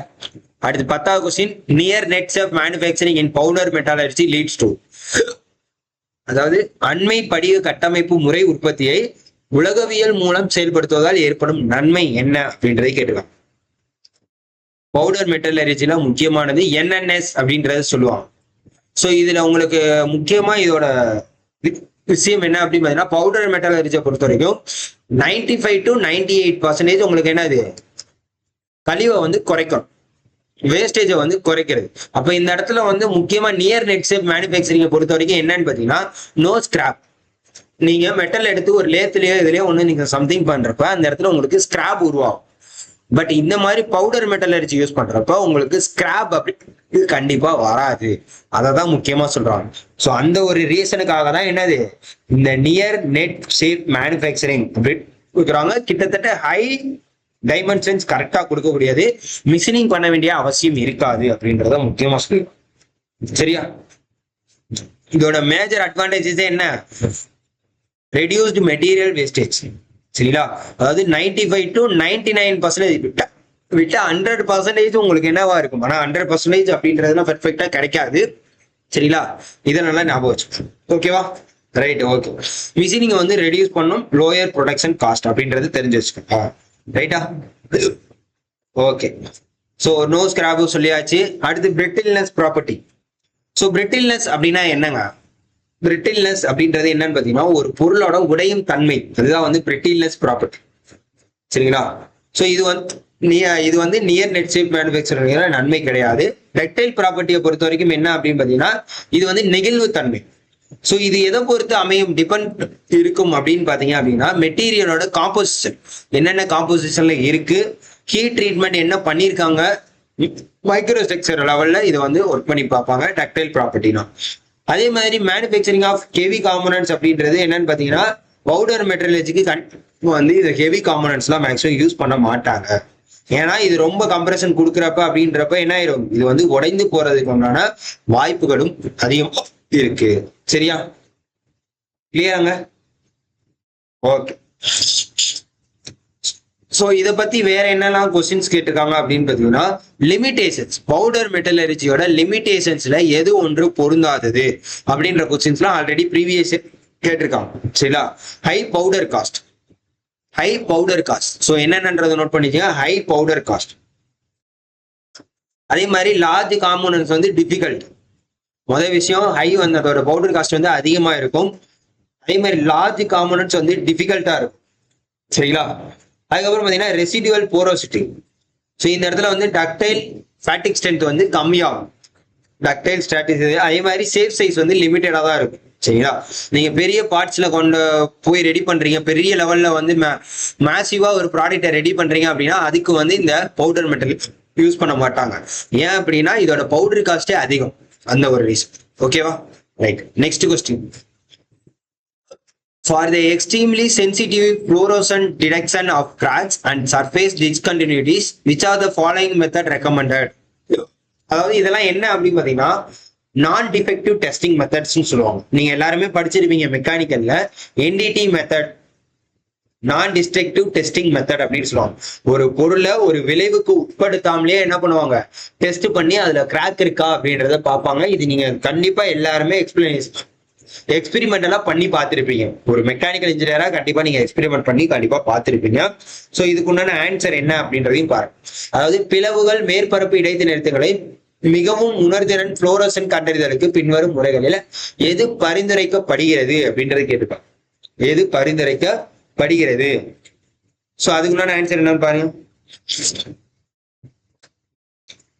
ஸோ இதுக்குண்டான ஆன்சர் என்ன அப்படின்னு ஜிக்லோ ஊடுரு ஆய்வுமுறை, ஜிக்லோ பெனிட்ரன்ட் இன்ஸ்பெக்ஷன் மெத்தட் அப்படின்றதான் முக்கியமா சொல்லுவாங்க. இதுதான் முக்கியமா புளோரசன்ட் லிக்விட் பெனிட்ரன்ட் இன்ஸ்பெக்ஷன், அதாவது FBI அப்படின்னு சொல்லுவாங்க, FBI. ஸோ இது வந்து நான் டிஸ்ட்ரக்டிவ் மெத்தட், அதாவது ஹைலி சென்சிட்டிவ். ஸோ ரொம்ப ரொம்ப வந்து சென்சிட்டிவா இருக்கக்கூடியது சரிங்களா. இது வந்து என்ன, இதுல என்னென்ன கண்டறியறாங்க அப்படின்னு பாத்தீங்கன்னா, ரொம்ப மிக நுண்ணிய பிளவுகளும் ஃபைன் கிராக்ஸும் இதுல வந்து கண்டறியப்படுகிறது. சரியா? அதே மாதிரி இதுல எக்ஸஸ் பெனட்ரன்சி ரிமூவ், எக்ஸஸா இருக்கிற பெனட்ரண்ட்டை வந்து என்ன பண்ணிக்கலாம், ரிமூவ் பண்ணிக்கலாம். அண்டர் அல்ட்ரா வயலட், அதாவது யூவிஏ மேக்கிங் ஈவன் மைக்ரோஸ்கோப் கிராக்கி வந்து மைக்ரோஸ்கோபிக் லெவல்ல இருக்கக்கூடிய கிராக்குமே இதுல வந்து என்ன ஆகும், உங்களுக்கு தெரியப்படும் அப்படின்றதையும் முக்கியமா சொல்றாங்க. சரியா? புரியுதாங்க? சோ இது வந்து சாதாரண இந்த ட்ரை பெனட்ரன்ட் இன்ஸ்பெக்ஷன் மெத்தட் அதிகமான சென்சிட்டிவ், உணர்திறன் வந்து அதிகமா இருக்கக்கூடியதாக இருக்கும். கிளியரா? சோ இதோட முக்கியமான ஒரு அட்வான்டேஜஸ் என்ன அப்படின்னு பாத்தீங்கன்னா, யூவி லைட்ல தெளிவா குறைபாடுகள் தெரியும், மிக நுண்ணிய அளவுல உங்களுக்கு பிளவுகளை கண்டறிய முடியும். இது வந்து விமானம், அணுசக்தி, சோ அதே மாதிரி பிரிசிஷன் இன்ஜினியரிங் எல்லாத்துலயுமே இதை வந்து அதிகமா யூஸ் பண்றோம். சரியா? இப்ப டை பெனட்ரன்ட் மெத்தட்னா என்னங்க? டை பெனட்ரன்ட் மெத்தட் அப்படின்னு பாத்தீங்கன்னா, விசிபிள் டை, ஒரு பெயிண்ட் மாதிரி நீங்க ஒரு ஸ்ப்ரே மாதிரி வச்சிருப்பான், அதான் வந்து சாய விடுற, அது வந்து ஸ்ப்ரே ஒயிட் கலர் ஸ்ப்ரே அடிக்கிறப்ப கிராக் இருக்கிற இடத்துல உங்களுக்கு ரெட் கலர்ல காட்டும். சரிங்களா? ரெட் கலர் டை யூஸ் பண்ணுவாங்க, இல்லாட்டி அந்த இடத்துல ரெட் கலர் டை யூஸ் பண்ணி அந்த இடத்துல ஃபோல்ட்ஸ் இருக்கிற இடம் மட்டும் ஒயிட்டா உங்களுக்கு காட்டும். இது வந்து சிம்பிள், இது வந்து சிம்பிள். இதோட அட்வான்டேஜ் என்ன அப்படின்னு பாத்தீங்கன்னா, சிம்பிளா லோ காஸ்டா போர்ட்டபிளா இருக்கும். சரிங்களா? இதை கம்பேர் பண்றப்ப இது கம்மி. எது ஜிக்லோ ஊடுருவல் முறையை கம்பேர் பண்றப்ப இது வந்து கம்மி அப்படின்றத பயன்படுத்திக்கலாம். இதுல வந்து டை வந்து சிவப்பு நிறம், ரெட் கலர் டை தான் யூஸ் பண்ணுவாங்க. சரியா? ஓகே. அடுத்து வந்து அல்ட்ராசோனிக் இன்ஸ்பெக்ஷன் மெத்தட், அதாவது யூடி அப்படின்னு சொல்லுவாங்க. ஸோ இந்த அல்ட்ராசோனிக் டெஸ்டிங்ல என்ன பண்ணுவாங்க அப்படின்னு பாத்தீங்கன்னா, ஹை ஃப்ரீக்வன்சி உள்ள சவுண்ட் வேவ்ஸை வந்து இன்டர்னல் அந்த மெட்டீரியல் மேலேயோ இல்லை ப்ராடக்ட் மேலேயோ அனுப்புறப்ப அதுல இருக்கக்கூடிய அந்த கிராக்ஸ் வழியா என்ன பண்ணுவாங்க, இன்டர்னல் வந்து டிடெக்ட் பண்ணுவாங்க. சரியா? இன்டர்னல் வந்து டிடெக்ட் பண்ணுவாங்க. இது வந்து எது எதுக்கெல்லாம் யூஸ் ஆகும் அப்படின்னு பாத்தீங்கன்னா, internal cracks, lack of fusion, internal voids, இது எல்லாத்துக்குமே என்ன பண்ணுவாங்க, உள்குறைபாடுகளே அதிகமா கண்டறிய இதை யூஸ் பண்ணுவாங்க. சரியா? அடுத்து வெட் அனாலிசிஸ் மெத்தட். இது வந்து என்ன வெட் அனாலிசிஸ் அப்படின்னு, இது முக்கியமா கெமிக்கல் அனாலிசிஸ். இது வந்து என்டிடி மெத்தட் கிடையாது. சரிங்களா? இது வந்து என்டிடி மெத்தட் கிடையாது. இது வந்து ஒரு பிளவை கண்டுபிடிக்கக்கூடிய ஒரு மெத்தட் தான். ஆனா கெமிக்கல் அனாலிசிஸ் அப்படின்றத ஞாபகம் வச்சுக்கோங்க. சரியா? கிளியராங்க? ஓகே. அது போக வேற எதுவும் டெஸ்டிங் இருக்கா அப்படின்னு கேட்டீங்கன்னா, ரேடியோகிராபிக் டெஸ்டிங் இருக்கு. சரியா? ஓகே. அடுத்து next, economical method of surface hardening for large machine parts. Economical method surface hardening for large machine parts. So பெரிய இயந்திர பாகங்களுக்கான மேற்புற கடினப்படுத்தலில் பொருளாதார ரீதியாக சிறந்த முறை எது? அது ஃப்ளேம் ஹார்டனிங். சர்ஃபேஸ் ஹார்டனிங்ல முக்கியமா இருக்கக்கூடியது என்ன அப்படின்னு பாத்தீங்கன்னா, ஃப்ளேம் ஹார்டனிங்.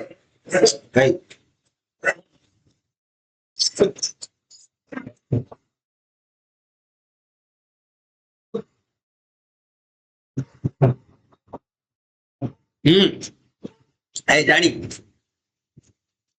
சரி, sorry for the interruption. So surface hardening பொறுத்த வரைக்கும் இதுல வந்து பொருளாதார ரீதியாக சிறந்த முறை எது அப்படின்னு பாத்தீங்கன்னா, ஃப்ளேம் ஹார்டனிங் அப்படின்றதுதான். ஸோ ஃப்ளேம் ஹார்டனிங் என்ன அப்படின்னு பாத்தீங்கன்னா, இது ஒரு surface hardening process in which the surface of steel components is heated rapidly using oxyacetylene. So அப்ப ஃப்ளேம் ஹார்டனிங்கை பொறுத்த வரைக்கும் உங்களுக்கு என்ன யூஸ் பண்றாங்க, ஆக்சிஅசிட்டிலின் அப்படின்றத யூஸ் பண்றாங்க. Flame to the austenizing temperature followed by the immediate quenching. அதான் ஞாபகம் வச்சுக்கோங்க, நான் சொல்றதை நோட் பண்ணிக்கோங்க. இது வந்து ஒரு flame hardening is a surface hardening process in which the surface of steel component என்னவா இருக்கும், rapidly heated ஆகி using an oxyacetylene முக்கியமா இருக்கு அப்படின்றது முக்கியமா சொல்றாங்க. It considered for the most economical method for large machine parts. So இதுதான் வந்து பொருளாதார ரீதியா முக்கியமா இருக்குது. ஏன்னா இதுல வந்து no expensive induction coil required. சரிங்களா? இதுல முக்கியமா விலை உயர்ந்த இண்டக்ஷன் காயில் தேவைப்படாது. பெரிய பாகத்தையும் என்ன பண்ணலாம், எளிதா வந்து கடினப்படுத்தலாம். பெரிய பாகங்களையும் எளிதா வந்து கடினப்படுத்தலாம். தேவையான பகுதியை மட்டும் என்ன பண்ணலாம், சூடாக்கலாம். எந்தெந்த பகுதி தேவையோ அதை மட்டும் சூடாக்கலாம். கருவி செலவு வந்து குறைவு எதுல, இந்த ஃப்ளேம் ஹார்டனிங்ல. அதே மாதிரி எந்த இடத்துல வேணுமோ அந்த இடத்துல வச்சே நீங்க என்ன பண்ணிக்கலாம், ஹார்டனிங் பண்ணிக்கலாம். பராமரிப்பு செலவு, லோ மெயின்டெனன்ஸ் வந்து கம்மி. சரியா? புரியுதாங்க? இதுதான் முக்கியமா இருக்கக்கூடிய ஃபிளேம் ஹார்டனிங்ல முக்கியமா இருக்கக்கூடியது. ஸோ இதெல்லாம் ஸோ இதுக்கு எக்ஸாம்பிள்ஸ் என்னென்ன அப்படின்னு பாத்தீங்கன்னா எதுக்கெல்லாம் யூஸ் பண்றாங்க அப்படின்னு பாத்தீங்கன்னா முக்கியமா லார்ஜ் கியர்ஸ், சரிங்களா? அதே மாதிரி ரயில்வே வீல்ஸ், ட்ரெயினோட வீல்ஸ் இருக்கு பாத்தீங்களா, அது மிஷின் டூலோட பெட்டு, லேத்து பெட்டு எல்லாம் எத்தனை தண்டி இருக்கும் அதெல்லாம் பாத்தீங்கன்னா இது உங்களுக்கு. அதுக்கப்புறம் கிராங்க் ஷாஃப்ட், ரோலர்ஸ், இது எல்லாமே இதுல ஃபிளேம் ஹார்டனிங் தான் முக்கியமா யூஸ் பண்றாங்க. சரியா? கிளியராங்க? அடுத்து இண்டக்ஷன் ஹார்டனிங். இண்டக்ஷன் ஹார்டனிங் அப்படின்னு பாத்தீங்கன்னா தூண்டு கடினமாகும். ஸோ இந்த தூண்டு கடினமாகறதுல என்ன பண்றாங்க அப்படின்னு பாத்தீங்கன்னா உயர்ந்த ஹை ஃப்ரீக்வன்சி எலக்ட்ரிசிட்டி பயன்படுத்தப்படும். அதே மாதிரி வேகமா கடினப்படுத்தப்படும். அதுக்கப்புறம் பாத்தீங்கன்னா உங்களுக்கு என்ன இருக்கும், குவாலிட்டி வந்து நல்லா இருக்கும். எதுல? இந்த இண்டக்ஷன் ஹார்டனிங். சரிங்களா? Very fast heating, excellent process கண்ட்ரோலா இருக்கும், யூனிஃபார்ம் ஹார்டனிங்கா இருக்கும், சூட்டபிள் ஃபார் மாஸ் ப்ரொடக்ஷன். அதிக லெவல்ல பண்றதுக்கு இந்த இண்டக்ஷன் ஹார்டனிங்கை பயன்படுத்துவோம். இதோட டிஸ்அட்வான்டேஜஸ் என்ன அப்படின்னு பாத்தீங்கன்னா ஹை எக்யூப்மெண்ட் காஸ்ட் வந்து ஹை எக்யூப்மெண்டா இருக்கும். இண்டக்ஷன் காயில் வந்து எக்ஸ்பென்சிவ். இப்போ பார்த்தோம் பார்த்தீங்கன்னா இண்டக்ஷன் காயில்ஸ் வந்து எக்ஸ்பென்சிவ். சரியா? அதுதான் இதுல ஃபிளேம் ஹார்டனிங்ல முக்கியமா சொல்லக்கூடிய ஒரு அட்வான்டேஜ். என்ன, இதுல வந்து நோ இண்டக்ஷன் காயில் யூஸ் பண்ண மாட்டாங்க அப்படின்றத தெரிஞ்சு.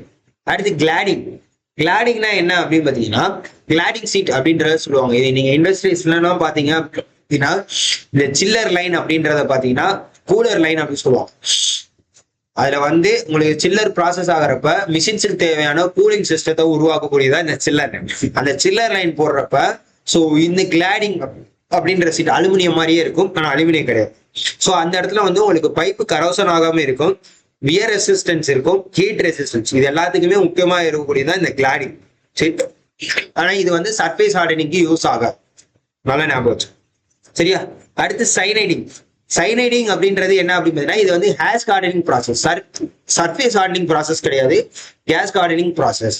இது வந்து ஸ்டீலை வந்து ஹீட்டன் பண்ணுவாங்க, மோல்டன் சைலைடு சால்ட் பாத் வழியா. சரிங்களா? இது வந்து அட்வான்டேஜ் என்ன அப்படின்னு பார்த்தீங்கன்னா தின் ஹார்ட் கேஸ்.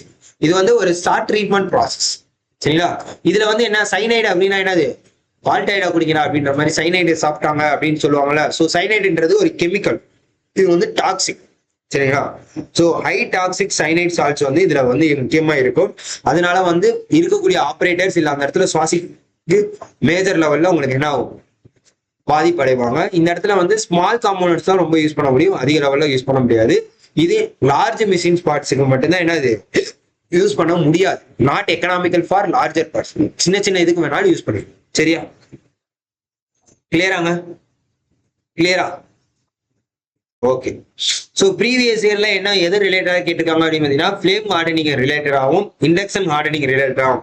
ஸோ ஃபிளேம் ஹார்டனிங்கை பொறுத்த வரைக்கும் உங்களுக்கு என்ன நடக்கும், ஆக்சி அசிட்டிலின் ஃபிளேம் யூஸ் பண்ணுவாங்க, ஹீட் ரேபிட்டா ஹீட் பண்ணிட்டு அப்படியே உடனே என்ன பண்ணுவாங்க, வாட்டர் ஸ்ப்ரே மூலமா கொஞ்சிங் பண்ணிடுவோம். சரிங்களா? இது மேக்ஸிமம் எதுக்கு யூஸ் ஆகும் அப்படின்னு பார்த்தீங்கன்னா மீடியம் கார்பன் 0.35 to 0.60% கார்பன் இருக்குல்ல, ஸோ அதுக்கு எல்லாமே வந்து என்னது இதை யூஸ் பண்ணுவாங்க. லார்ஜர் மிஷின் பார்ட்ஸ் தான் இந்த ஃபிளேமர் ஹார்டனிங் யூஸ் பண்ணுவாங்க அப்படின்றத தெரியும். அடுத்து 13வது question. Ability of the material to absorb energy during plastic deformation up to fracture is called. அதாவது ability of the material use to absorb energy during plastic deformation up to fracture is called. நெகிழ் உருத்திரியின் போது ஆற்றலை உறிஞ்சும் பொருளின் திறன் எவ்வாறு அழைக்கப்படுகிறது அப்படின்றதை கேட்டிருக்கோம். எவ்வாறு அழைக்கப்படுகிறது? நெகிழ் உருத்திரிப்பின் போது ஆற்றலின் போது ஸோ என்ன அப்படின்னு பார்த்தீங்கன்னா அதிர்வு எதிர்ப்பு திறன். ஸோ இதுக்கு என்னோட ஆன்சர் என்ன அப்படின்னு பார்த்தீங்கன்னா அதிர்வு எதிர்ப்பு திறன். ஸோ என்னன்றதையும் சொல்லிடுறேன்.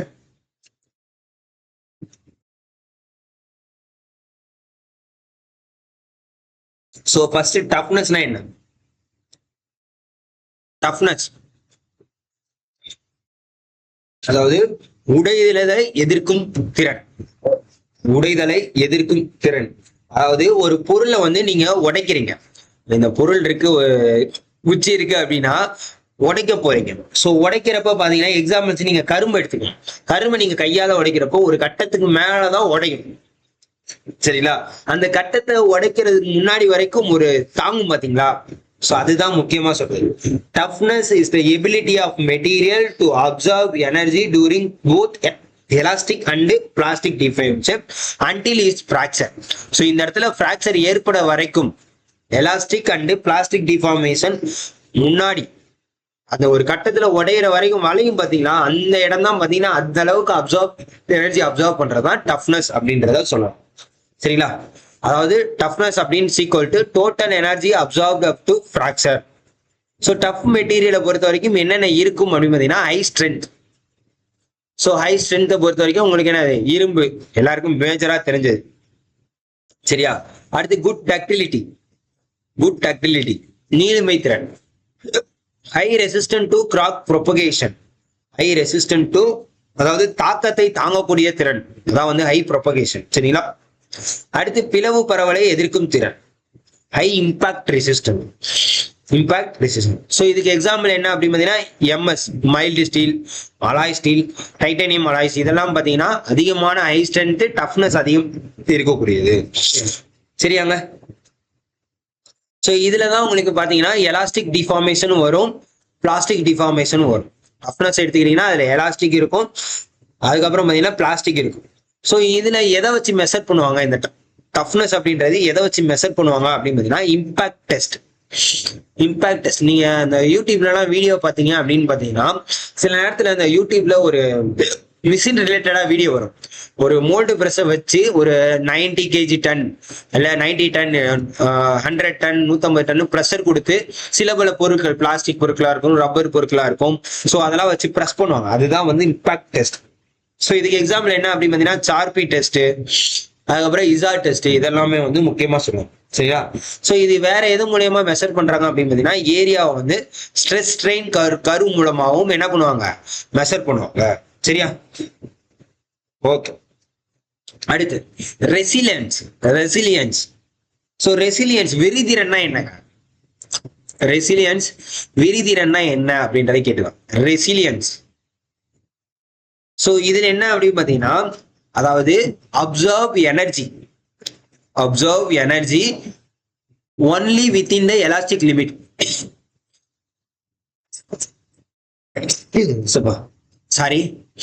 Observe energy only within the elastic limit. சரிங்களா?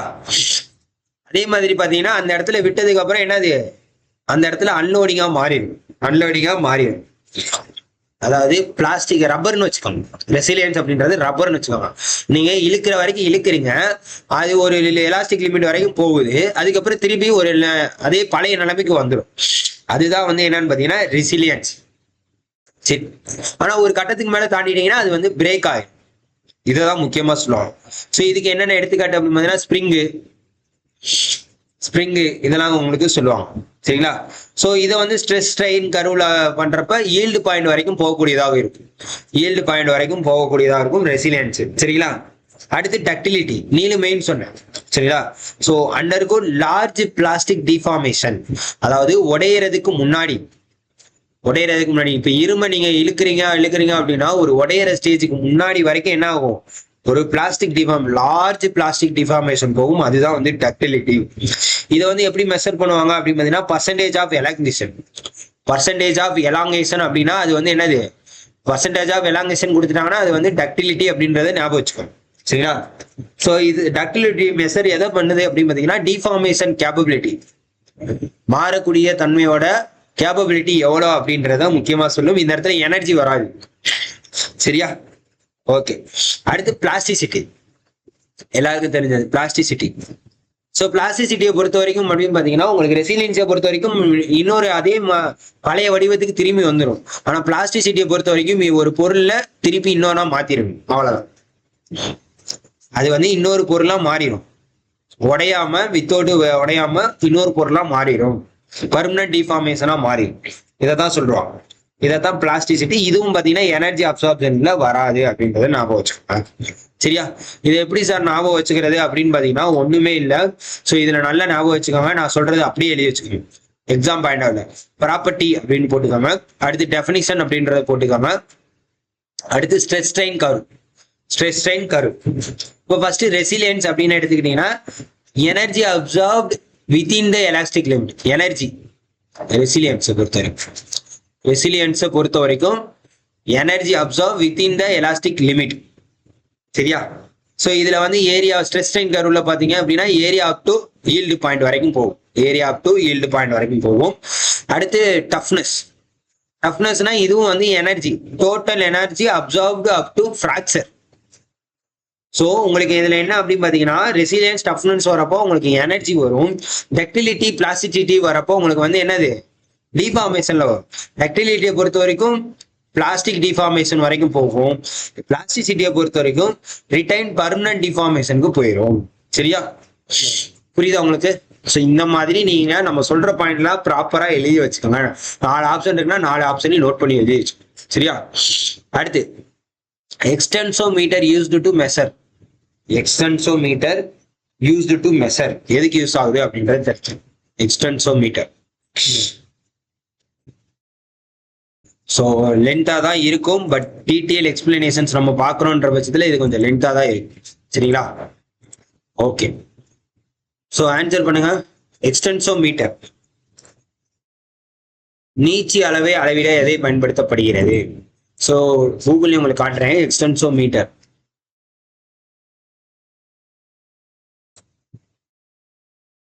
ஸோ இதுதான் அந்த எக்ஸ்டென்சோமீட்டர் அப்படின்றது. சரியா? நீச்சி அளவை பயன்படுத்தக்கூடியதாக இருக்கும். ஸோ இது எதுக்காக அப்படின்றது எக்ஸ்டென்ட் சொன்னா என்னது? எக்ஸ்டெண்ட் பண்றது. அப்ப அது எதுக்கு யூஸ் ஆகும்? Easy elongation. அவ்வளவுதாங்க, முடிஞ்சு போச்சுங்க, சிம்பிள். இது வந்து ஒரு precision instrument used to measure change in the length, அதாவது எலாங்கேஷன். சரிங்களா? when subjected to tensile compressive loading, அதாவது டென்சைல் கம்ப்ரெசிவ் லோடிங் பண்றப்ப உங்களுக்கு ஒரிஜினல் நிலைமை எவ்வளவு வருது, எல் எவ்வளவு வருது, அதாவது டெல் எல் மைனஸ் எல்னு சொல்லுவாங்களே, ஒரிஜினல்ல இருந்து மாறப்பட்ட இது, அதை தான் சொல்லுவாங்க. Extensometer is a precision instrument used to measure the change in length, elongation or a test specimen when subjected to tensile or compressive loading. Note பண்ணி வச்சுக்கோங்க. சரிங்களா? ஸோ இது வந்து என்னன்னு பார்த்தீங்கன்னா இது வந்து யூனிவர்சல் டெஸ்டிங் மெத்தட்ல யூஸ் ஆகும். யூனிவர்சல் டெஸ்டிங் மிஷின் டெஸ்ட்ல வந்து முக்கியமா இது வந்து யூஸ் ஆகும். இதோட ஃபங்க்ஷன்ஸ் அப்படின்னா பாத்தீங்கன்னா இதுல என்ன மெஷர் பண்ணுவாங்க அப்படின்னு பாத்தீங்கன்னா எலாங்கேஷன். ஸோ எலாங்கேஷன் அப்படின்னு பாத்தீங்கன்னா ரோ அப்படின்றத சொல்லுவாங்க. ஸ்ட்ரெயினை பொறுத்த வரைக்கும் என்ன, del L by L naught அப்படின்றதா. சரிங்களா? ஸோ இதுல என்னென்னலாம் கண்டுபிடிக்கலாங்க அப்படின்னு பாத்தீங்கன்னா எக்ஸ்டென்சோமீட்டர்ல யங்ஸ் மாடுலஸ் அப்படி இல்லைன்னா modulus of elasticity, Young's modulus or modulus of elasticity, yield point, அதுக்கப்புறம் பாத்தீங்கன்னா ப்ரூஃப் ஸ்ட்ரெஸ் ஸ்ட்ரெயின் கர்வு. இது எல்லாமே வந்து இந்த எக்ஸ்டென்சோமீட்டர் மூலமா கண்டுபிடிக்க முடியும். அதாவது அது நீளத்துல ஏற்படக்கூடிய மாற்றத்தை அளக்கிட முக்கியமா பயன்படக்கூடியதுதான் இது. சரியா? எலாங்கேஷனை பொறுத்த வரைக்கும் அதாவது டெல் எல் அப்படின்னா என்னது, del L equal to L minus L naught, original அளவுல இருந்து ஃபைனல் லெவலுக்கு எவ்வளவோ அதை பொறுத்து தான். சரியா? ஓகே, கிளியராங்க? சரி, ரைட். வேற என்னங்க, வேற எல்லாத்தையுமே பார்த்துருவோமா? எலாஸ்டிசிட்டி, நெகிழ்ச்சி தன்மை. ஸோ எலாஸ்டிசிட்டி அப்படின்னா என்ன அப்படின்னு பார்த்தீங்கன்னா it is a material property defined as the ability of material to regain its original shape after removal of load. So எலாஸ்டிசிட்டியை பொறுத்த வரைக்கும் நீங்க வந்து என்ன பண்ணிக்கலாம், ரப்பரை எக்ஸாம்பிள் எடுத்துக்கலாம். ஸோ ரப்பரை நீங்க இழுக்க போகும். சப்போஸ் அந்த லோடு கொடுத்ததுக்கு அப்புறம் லோடை வந்து ரிமூவ் பண்ணிட்டீங்க அப்படின்னா அது திருப்பி ஒரிஜினல் ஷேப்புக்கு வந்துடும். அதுதான் வந்து எலாஸ்டிசிட்டி. இது வந்து எக்ஸ்டென்சோமீட்டரால அளக்கப்படாது. நல்லா ஞாபகம் வச்சுக்கோங்க. அடுத்து ஈல்டு ஸ்ட்ரென்த். ஈல்டு ஸ்ட்ரென்த்னா என்னன்னு பாத்தீங்கன்னா பிளாஸ்டிக் டிஃபார்மேஷன் பிகின்ஸ் ஆகுது. பிளாஸ்டிக் டிஃபார்மேஷன் இருக்குல்ல, அது எந்த இடத்துல ஆரம்பிக்குதோ அதுதான் வந்து ஈல்டு ஸ்ட்ரென்த் அப்படின்றது அழைக்கப்படும். டென்சைல் ஸ்ட்ரென்த்னா என்னங்க, டென்சைல் ஸ்ட்ரெஸ் அப்படின்றது என்ன, tensile strength. So tensile strength என்ன அப்படின்னு பாத்தீங்கன்னா அதாவது யூடிஎஸ் அப்படின்றத சொல்லுவாங்க. UTS so maximum stress strain. So அது அதாவது யூடிஎஸ் அப்படின்னா என்னன்னா maximum load divided by original cross sectional area. Original cross sectional area அப்படின்றத ஞாபகம் வச்சுக்கோங்க. அந்த யூடிஎம் அப்படின்னா என்ன அப்படின்னு பாத்தீங்கன்னா universal testing machine. Universal testing machine. சரிங்களா? இதுதான் முக்கியமா. ஸோ இப்போ இன்ஸ்ட்ருமெண்ட்டை பொறுத்த வரைக்கும் உங்களுக்கு இன்ஸ்ட்ருமெண்ட் வேற என்னென்ன இன்ஸ்ட்ருமெண்ட் இருக்கு அப்படின்றத பார்ப்போம். எக்ஸ்டென்சோமீட்டரை பொறுத்த வரைக்கும் உங்களுக்கு strain R elongation, strain R elongation. நல்லா ஞாபகம் வச்சுக்கோங்க, எக்ஸ்டென்சோமீட்டர். அதே மாதிரி பாத்தீங்க அப்படின்னு பாத்தீங்கன்னா யூனிவர்சல் டெஸ்டிங் மெத்தட் அப்படின்னு எடுத்துக்கிட்டீங்கன்னா இது வந்து லோட கண்டுபிடிக்க யூஸ் ஆகும். மைக்ரோமீட்டர், ஸோ இது எதை மெஷர் பண்ணுது அப்படின்னு பாத்தீங்கன்னா டயாமீட்டர். மைக்ரோமீட்டர் ஞாபகம் வச்சிருக்கீங்களா? மைக்ரோமீட்டர்ல திருகு அளவின்னு சொல்லுவோம். இதெல்லாம் நம்ம படிச்சிருப்போம் இன்ஜினியரிங்ல, பிசிக்ஸ் லேப்ல பேசிக்கா படிச்சிருப்போம். அடுத்து வந்து வெர்னியர் காலிபர். ஸோ இது வந்து என்னன்னு பாத்தீங்கன்னா லீனியர் டைமென்ஷன்ஸ்க்கு இதை யூஸ் பண்ணுவாங்க. டயல் கேஜை பொறுத்த வரைக்கும் ஸ்மால் டிஸ்பிளேஸ்மெண்ட்டுக்கு இதை யூஸ் பண்ணுவாங்க. மெஷர்மெண்ட் இதெல்லாம் கேட்கலாம். பொருந்தாத இணை இல்ல மைக்ரோமீட்டர் எதுக்கு யூஸ் ஆகுது, வெர்னியர் காலிபர் எதுக்கு யூஸ் ஆகுது, இதெல்லாம் கேட்கலாம். தயவு செய்து நோட் பண்ணி வச்சுக்கோங்க. ரைட்டா? அடுத்து 15வது கொஸ்டின். ஸோ எனக்கு தெரிஞ்சு இதுவே 1 மணி நேரத்துக்கு மேல ஆயிடுச்சு. கண்டிப்பா என்ன பண்ணுவோம், ஒரு 20 கொஸ்டின் ஆச்சு கண்டிப்பா நம்ம பார்த்துருவோம். ஸோ 20 கொஸ்டின் இதே மாதிரி 200 கொஸ்டின் பாக்குறப்ப உங்களுக்கு ஒரு 10 வீடியோ, அதுலயே உங்களுக்கு ஒரு 10 வீடியோ அப்படின்ற பட்சத்துல உங்களுக்கு ஒரு 2000 கொஸ்டின்ஸ் இல்ல 2000 விதமான கொஸ்டின்ஸ் ஆன்சர்ஸ்க்கு நீங்க ரெடி பண்ணி வச்சுக்கலாம். சரியா? ஓகே. ஸோ அந்த 2000 மாதிரி தான் எங்களுக்கு என்ன பண்ணியிருக்கோம், டெஸ்ட் பேட்சஸ் எல்லாம் கொடுத்துருக்கோம். தயவு செய்து வேணுங்கிறவங்க யூட்டிலைஸ் பண்ணிக்காங்க. சரியா? பிடிஎஃப் டெஸ்ட் பேட்ச் தான், ஆன்சர் தனியா இருக்கும், கொஸ்டின்ஸ் தனியா இருக்கும், எக்ஸ்பிளனேஷன்ஸ் இருக்கும். தயவு செய்து என்ன பண்ணிக்கோங்க, வேணுங்கிறவங்க சாம்பிள் பார்த்துட்டு யூட்டிலைஸ் பண்ணிக்கோங்க. மறக்காம நம்ம சேனலை ஃபாலோ பண்ணிக்கோங்க. இபியில வரப்போ இதே தான் வரும், தயவு செய்து நோட் பண்ணிக்கோங்க. அடுத்து 15வது. The grain size of material is controlled by several factors, out which factors are more important. அதாவது பொருட்களோட தானிய அளவுல மிக முக்கியத்துவம் வாய்ந்த கட்டுப்படுத்தும் காரணங்கள்ல கீழ்காணவற்றில் கண்டறிக அப்படின்னு கொடுத்துருக்கோம். ஸோ கிரெயின் சைஸ் அப்படின்னா என்ன அப்படின்னா, கிரெயின் சைஸ்னா இந்த தானிய அளவுல இருக்கக்கூடியது. சரிங்களா? ஸோ இதோட வேலை என்ன? கிரெயின் சைஸ் அப்படின்னா என்ன அப்படின்னா, அதாவது ஒரு உலகத்தோட நுண் கட்டமைப்பு மைக்ரோ ஸ்ட்ரக்சர் லெவல்ல கண்டுபிடிக்க போறப்ப அப்படின்ற பட்சத்துல அதோட சராசரி அளவு, தனித்தனி படிகங்களை சேர்ந்து அதோட சராசரி அளவு எதுல இருக்குமோ அதுதான் வந்து என்னது, கிரைன் சைஸ் அப்படின்னு அழைக்கப்படும். ஸோ இந்த தானிய அளவு பொருளின் இயந்திர பண்புகளை பெரிதும் பாதிக்கிறது. இப்ப நீங்க சின்ன சின்ன ஒரு எலமெண்ட்ஸா இருக்கு அப்படின்ற பட்சத்துல ஒவ்வொருத்திலயும் ஏற்படக்கூடிய இம்பாக்ட் பெரிய பொருளா இருந்துச்சுன்னா அதுலயும் இம்பாக்டை ஏற்படுத்தும் அப்படின்றத சொல்லியிருப்பாங்க. சரிங்களா? இதே ஃபைன் கிரைன்ஸ் சிறிய தானியங்களா இருந்துச்சு அப்படின்னா அதிக வலிமையா இருக்கும், அதிக வலிமை அண்ட் டஃப்னஸ் அதிகமா இருக்கும். பெரிய தானியங்களா இருந்துச்சு அப்படின்னா குறைந்த வலிமையா இருக்கும். சரியா? இந்த கிரெயின் சைஸை கட்டுப்படுத்தக்கூடிய முக்கிய காரணிகள், ஸோ அந்த அணுக்களுக்கு இடைப்பட்ட வந்து அந்த கிரெயின் சைஸ் உள்ள ஒரு பகுதியா கட்டுப்படுத்துறதுக்கு என்ன பண்றாங்க அப்படின்னு பாத்தீங்கன்னா ஹீட்டிங் டெம்பரேச்சர். சில இடத்துல வந்து உங்களை ஸ்ட்ராங் பண்றதுக்கு தான் என்ன பண்ணுவாங்க, இரும்பெல்லாம் பாத்தீங்க அப்படின்னா ஹீட் பண்ணுவாங்க, ஹீட் பண்ணி அடின்னு அடிப்பாங்க. சரிங்களா? அதுதான் வந்து ஹீட்டிங் டெம்பரேச்சர், ஹோல்டிங் டைம், இதுதான் ரொம்ப முக்கியமானது. ஸோ இதோட காரணம் என்ன அப்படின்னு பாத்தீங்கன்னா வெப்பநிலை அதிகரிச்சா என்ன ஆகும், கிரெயினோட சைஸ் பெருசாகும். தானியங்கள் பெருசா வளர்றப்போ உங்களுக்கு ஃபைன் கிரெயின் ஸ்ட்ரக்சரா உங்களுக்கு உருவாகும். ஃபைன் கிரெயின் ஸ்ட்ரக்சர் வரப்போ உங்களுக்கு என்ன ஆகும், அதிக வலிமை ஏற்படும். அப்ப இதுக்குண்டான ஆன்சர் என்ன சார் அப்படின்னு பாத்தீங்கன்னா temperature and time of heating. இதைத்தான் நான் சொல்லுவேன். Temperature, heating temperature and time of heating அப்படின்றது ஞாபகம் வச்சுக்கோங்க. கிளியராங்க? ஓகேவா? ரைட். அடுத்து, ஸோ இந்த கண்ட்ரோலிங் கிரெயின் growth-ஐ எதெல்லாம் பண்ணலாம், பிரைமரி பேராமீட்டர்ஸ் அப்படின்ற பட்சத்துல என்னென்ன பண்ணுவாங்க அப்படின்னா அன்னிலிங், நார்மலைசிங், ஹார்டனிங். ஸோ இதெல்லாம் பார்த்துருப்பீங்க நீங்க. ஹீட் ட்ரீட்மெண்ட், இதெல்லாமே முக்கியமான விஷயம். சரிங்களா? முக்கியமான விஷயங்கள். சரியா? ரைட். ஓகே. பொருளோட இயல்பு குணங்கள் வந்து இதுக்கு வந்து கெமிக்கல் மூலியமா, chemical composition and crystal structure மூலியமாக இருக்கும். இது வந்து அந்த அளவுக்கு என்ன இருக்கும், ஸோ தானிய உருவாக்கத்தை பாதித்தாலும் வந்து ஹீட் ட்ரீட்மெண்ட் கிரெயின் சீசன் அதிகம் கட்டுப்படுத்துவதே வெப்பநிலை மற்றும் நேரமே. ஸோ அதனால அந்த அளவுக்கு இம்பாக்ட் ஏற்படுத்தாது. மேனுஃபேக்சரிங் ப்ராசஸை பொறுத்த வரைக்கும் உங்களுக்கு சில கேஸ்டிங்கு, ஃபோர்ஜிங்கு, ரோலிங்கு இந்த மாதிரி தான் இருக்கும். இது வந்து உங்களுக்கு கிரெயின் சைஸை அஃபெக்ட் பண்ணக்கூடியதாக இருக்கும். சரிங்களா? அஃபெக்ட் பண்ணக்கூடியதாக இருக்கும். அடுத்து என்னன்னு பாத்தீங்கன்னா similar and dissimilar materials. So இது வந்து அந்த அளவுக்கு உங்களுக்கு ஒர்த்து கிடையாது. இதுல என்ன அப்படின்னு பாத்தீங்கன்னா இது வந்து என்னன்னா சிமிலர் அண்ட் டிசிமிலர் மெட்டீரியல்ஸ்னா இது எந்த இடத்துல உங்களுக்கு யூஸ் ஆகும் அப்படின்னா வெல்டிங்ல உங்களுக்கு யூஸ் ஆகும், வெல்டிங்ல யூஸ் ஆகும். அதை பத்தி படிக்கிறப்போ உங்களுக்கு நம்ம டீட்டெயிலா சொல்லுவோம். சரிங்களா? அடுத்து இந்த melting point of pure iron, சுத்தமான இரும்போட அயர்ன் அதாவது வேல்யூ என்ன அப்படின்றதை கேட்டிருக்கு. Melting point of pure iron 16வது கொஸ்டின். ஸோ ஆன்சர் பண்ணுங்க.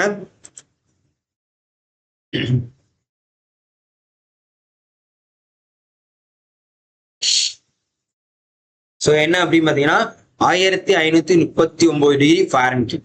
1539 டிகிரி ஃபாரன்ஹீட். ஸோ இது ஏன் இதை சொல்றாங்க அப்படின்னு பார்த்தீங்கன்னா, இந்த இடத்துல தான் வந்து the melting point is the temperature at which solid is changed to liquid. So இரும்ப ஒரு கட்டத்துக்கு மேல நீங்க உருக்குறப்ப என்ன ஆயிரும், சாலிட்ல இருந்து லிக்விட் மோல்டட் ஸ்டேஜுக்கு போயிடும் under atmospheric pressure. Under atmospheric pressure. சரிங்களா? அயனை பொறுத்த வரைக்கும் Fe தான் அதோட கோடு. சரிங்களா? கிளியராங்க? சில இடத்துல வந்து உங்களுக்கு 1538 டிகிரி செல்சியஸ் கொடுத்துருப்பாங்க. அது இருந்தாலும் உங்களுக்கு ஓகே தான். சரிங்களா? அதனால நல்லா ஞாபகம் வச்சுக்கோங்க. கிளியரா? ஓகே. ஸோ இப்போ இதே வந்து கெல்வின்ல கொடுத்துருந்தா எப்படி பண்ணுவீங்க? கெல்வின்ல கொடுத்துருந்தா என்ன பண்ணுவீங்க அப்படின்றது முக்கியமா தெரிஞ்சுக்க வேண்டியது. சரிங்களா? கெல்வின்ல கொடுத்துருந்தாங்க அப்படின்னு பாத்தீங்கன்னா இதுக்கு ஈக்குவலா என்னது, 1812 கெல்வின். சப்போஸ் இதையும் ஞாபகம் வச்சுக்கோங்க. ஸோ இது எங்கெல்லாம் யூஸ் ஆகும் அப்படின்னு பாத்தீங்கன்னா, இந்த டிகிரி எதுனா அயன் கார் பேஸ் டயக்ராம்ல யூஸ் ஆகும். மெட்டலர்ஜி, பவுண்டரி இன்ஜினியரிங், இது எல்லாத்துலயுமே யூஸ் ஆகக்கூடியதாக இருக்கும். சரியா? ஓகே. பியூர் அயானுக்கு ஓகே. கேஸ்ட் அயானுக்கு எவ்வளவு, இதெல்லாம் நோட் பண்ணி வச்சுக்கோங்க வேல்யூவை. பியூர் அயானுக்கு என்னது 1539. சரியா? இப்ப நான் ஒவ்வொன்றா சொல்ல போறேன், அதோட வேல்யூ எல்லாம் நோட் பண்ணி வச்சுக்கோங்க தயவு செய்து. இதெல்லாம் கேட்கறதுக்கு முன்னாடி பாசிபிலிட்டிஸ் இருக்கு. ஸ்டீல் வந்து பியூர் அயன் கிடையாது. 1370 இருந்து 1510 டிகிரி செல்சியஸ். நல்லா ஞாபகம் வச்சுக்கோங்க. ஸ்டீலுக்கு டிபெண்ட்ஸ் ஆன் கார்பன் கண்டென்ட்டை பொறுத்து மாறும். அடுத்து கேஸ்ட் அயன் 1150 இருந்து 1250 degree Celsius. Copper 1083 degree Celsius. அடுத்து aluminium 660 degree Celsius. Zinc 419 degree Celsius. Lead 327 degree Celsius. Tin 232 degree Celsius. சரியா? ஓகே. இதுலயே வந்து இன்னொரு முக்கியமான விஷயம் என்ன அப்படின்னு பாத்தீங்கன்னா, அயன் கார்பன் ஃபேஸ் டயக்ராமை பொறுத்து டெம்பரேச்சர் டிரான்ஸ்ஃபர்மேஷன் ட்ரிபிள் டி டயக்ராம்லாம் கேள்விப்பட்டிருக்கோம்ல. ஸோ அந்த அயன் கார்பன் டயக்ராம்ல 1539 டிகிரி செல்சியஸ் இருக்கிறப்ப அது வந்து என்னவா இருக்கு, மெல்டிங் பாயிண்ட் ஆஃப் பியூரா. அது சொல்லிட்டாங்களா, melting point of pure iron. அதே மாதிரி 1493 டிகிரி செல்சியஸ்ல இருக்கப்ப அது என்னவா இருக்கும், பெரிடெக்டிக் ரியாக்ஷனா இருக்கும். 1394 டிகிரி செல்சியஸ்ல டெல்டா அயனாவும் டெல்டா அயன்ல இருந்து ஆல்பா அயனாவும் மாறக்கூடியதா இருக்கும். சரி, காமா அயன் 912 டிகிரி செல்சியஸ்ல காமா அயனா இருந்து ஆல்பா அயன் மாறதா இருக்கும். 727 டிகிரி செல்சியஸ்ல இக்டைடு டெம்பரேச்சர்ல இருக்கக்கூடியதாக இருக்கும். இதெல்லாம் தெரிஞ்சு வச்சுக்கோங்க. நல்ல ஒரு முக்கியமான விஷயம். சரிங்களா? எந்தெந்த ஸ்டேஜ்ல என்னென்ன நடக்குது அப்படின்றது முக்கியமா தெரிஞ்சு. அடுத்து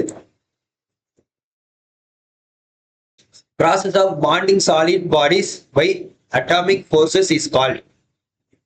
அதாவது அணுசக்திகளால் திடப்பொருட்களை பிணைக்கும் செயல்முறை என்னவென்று அழைக்கப்படுகிறது. ஸோ இது ரொம்ப முக்கியமான விஷயம். ஸோ இந்த சிண்டரிங் அப்படின்றதா இதோட ஆன்சர். இது நம்ம எதுல பார்த்தோம் அப்படின்னா, பவுடர் மெட்டலர்ஜியை பார்த்தோம் சிண்டர் அப்படின்ற ப்ராசஸ்ல.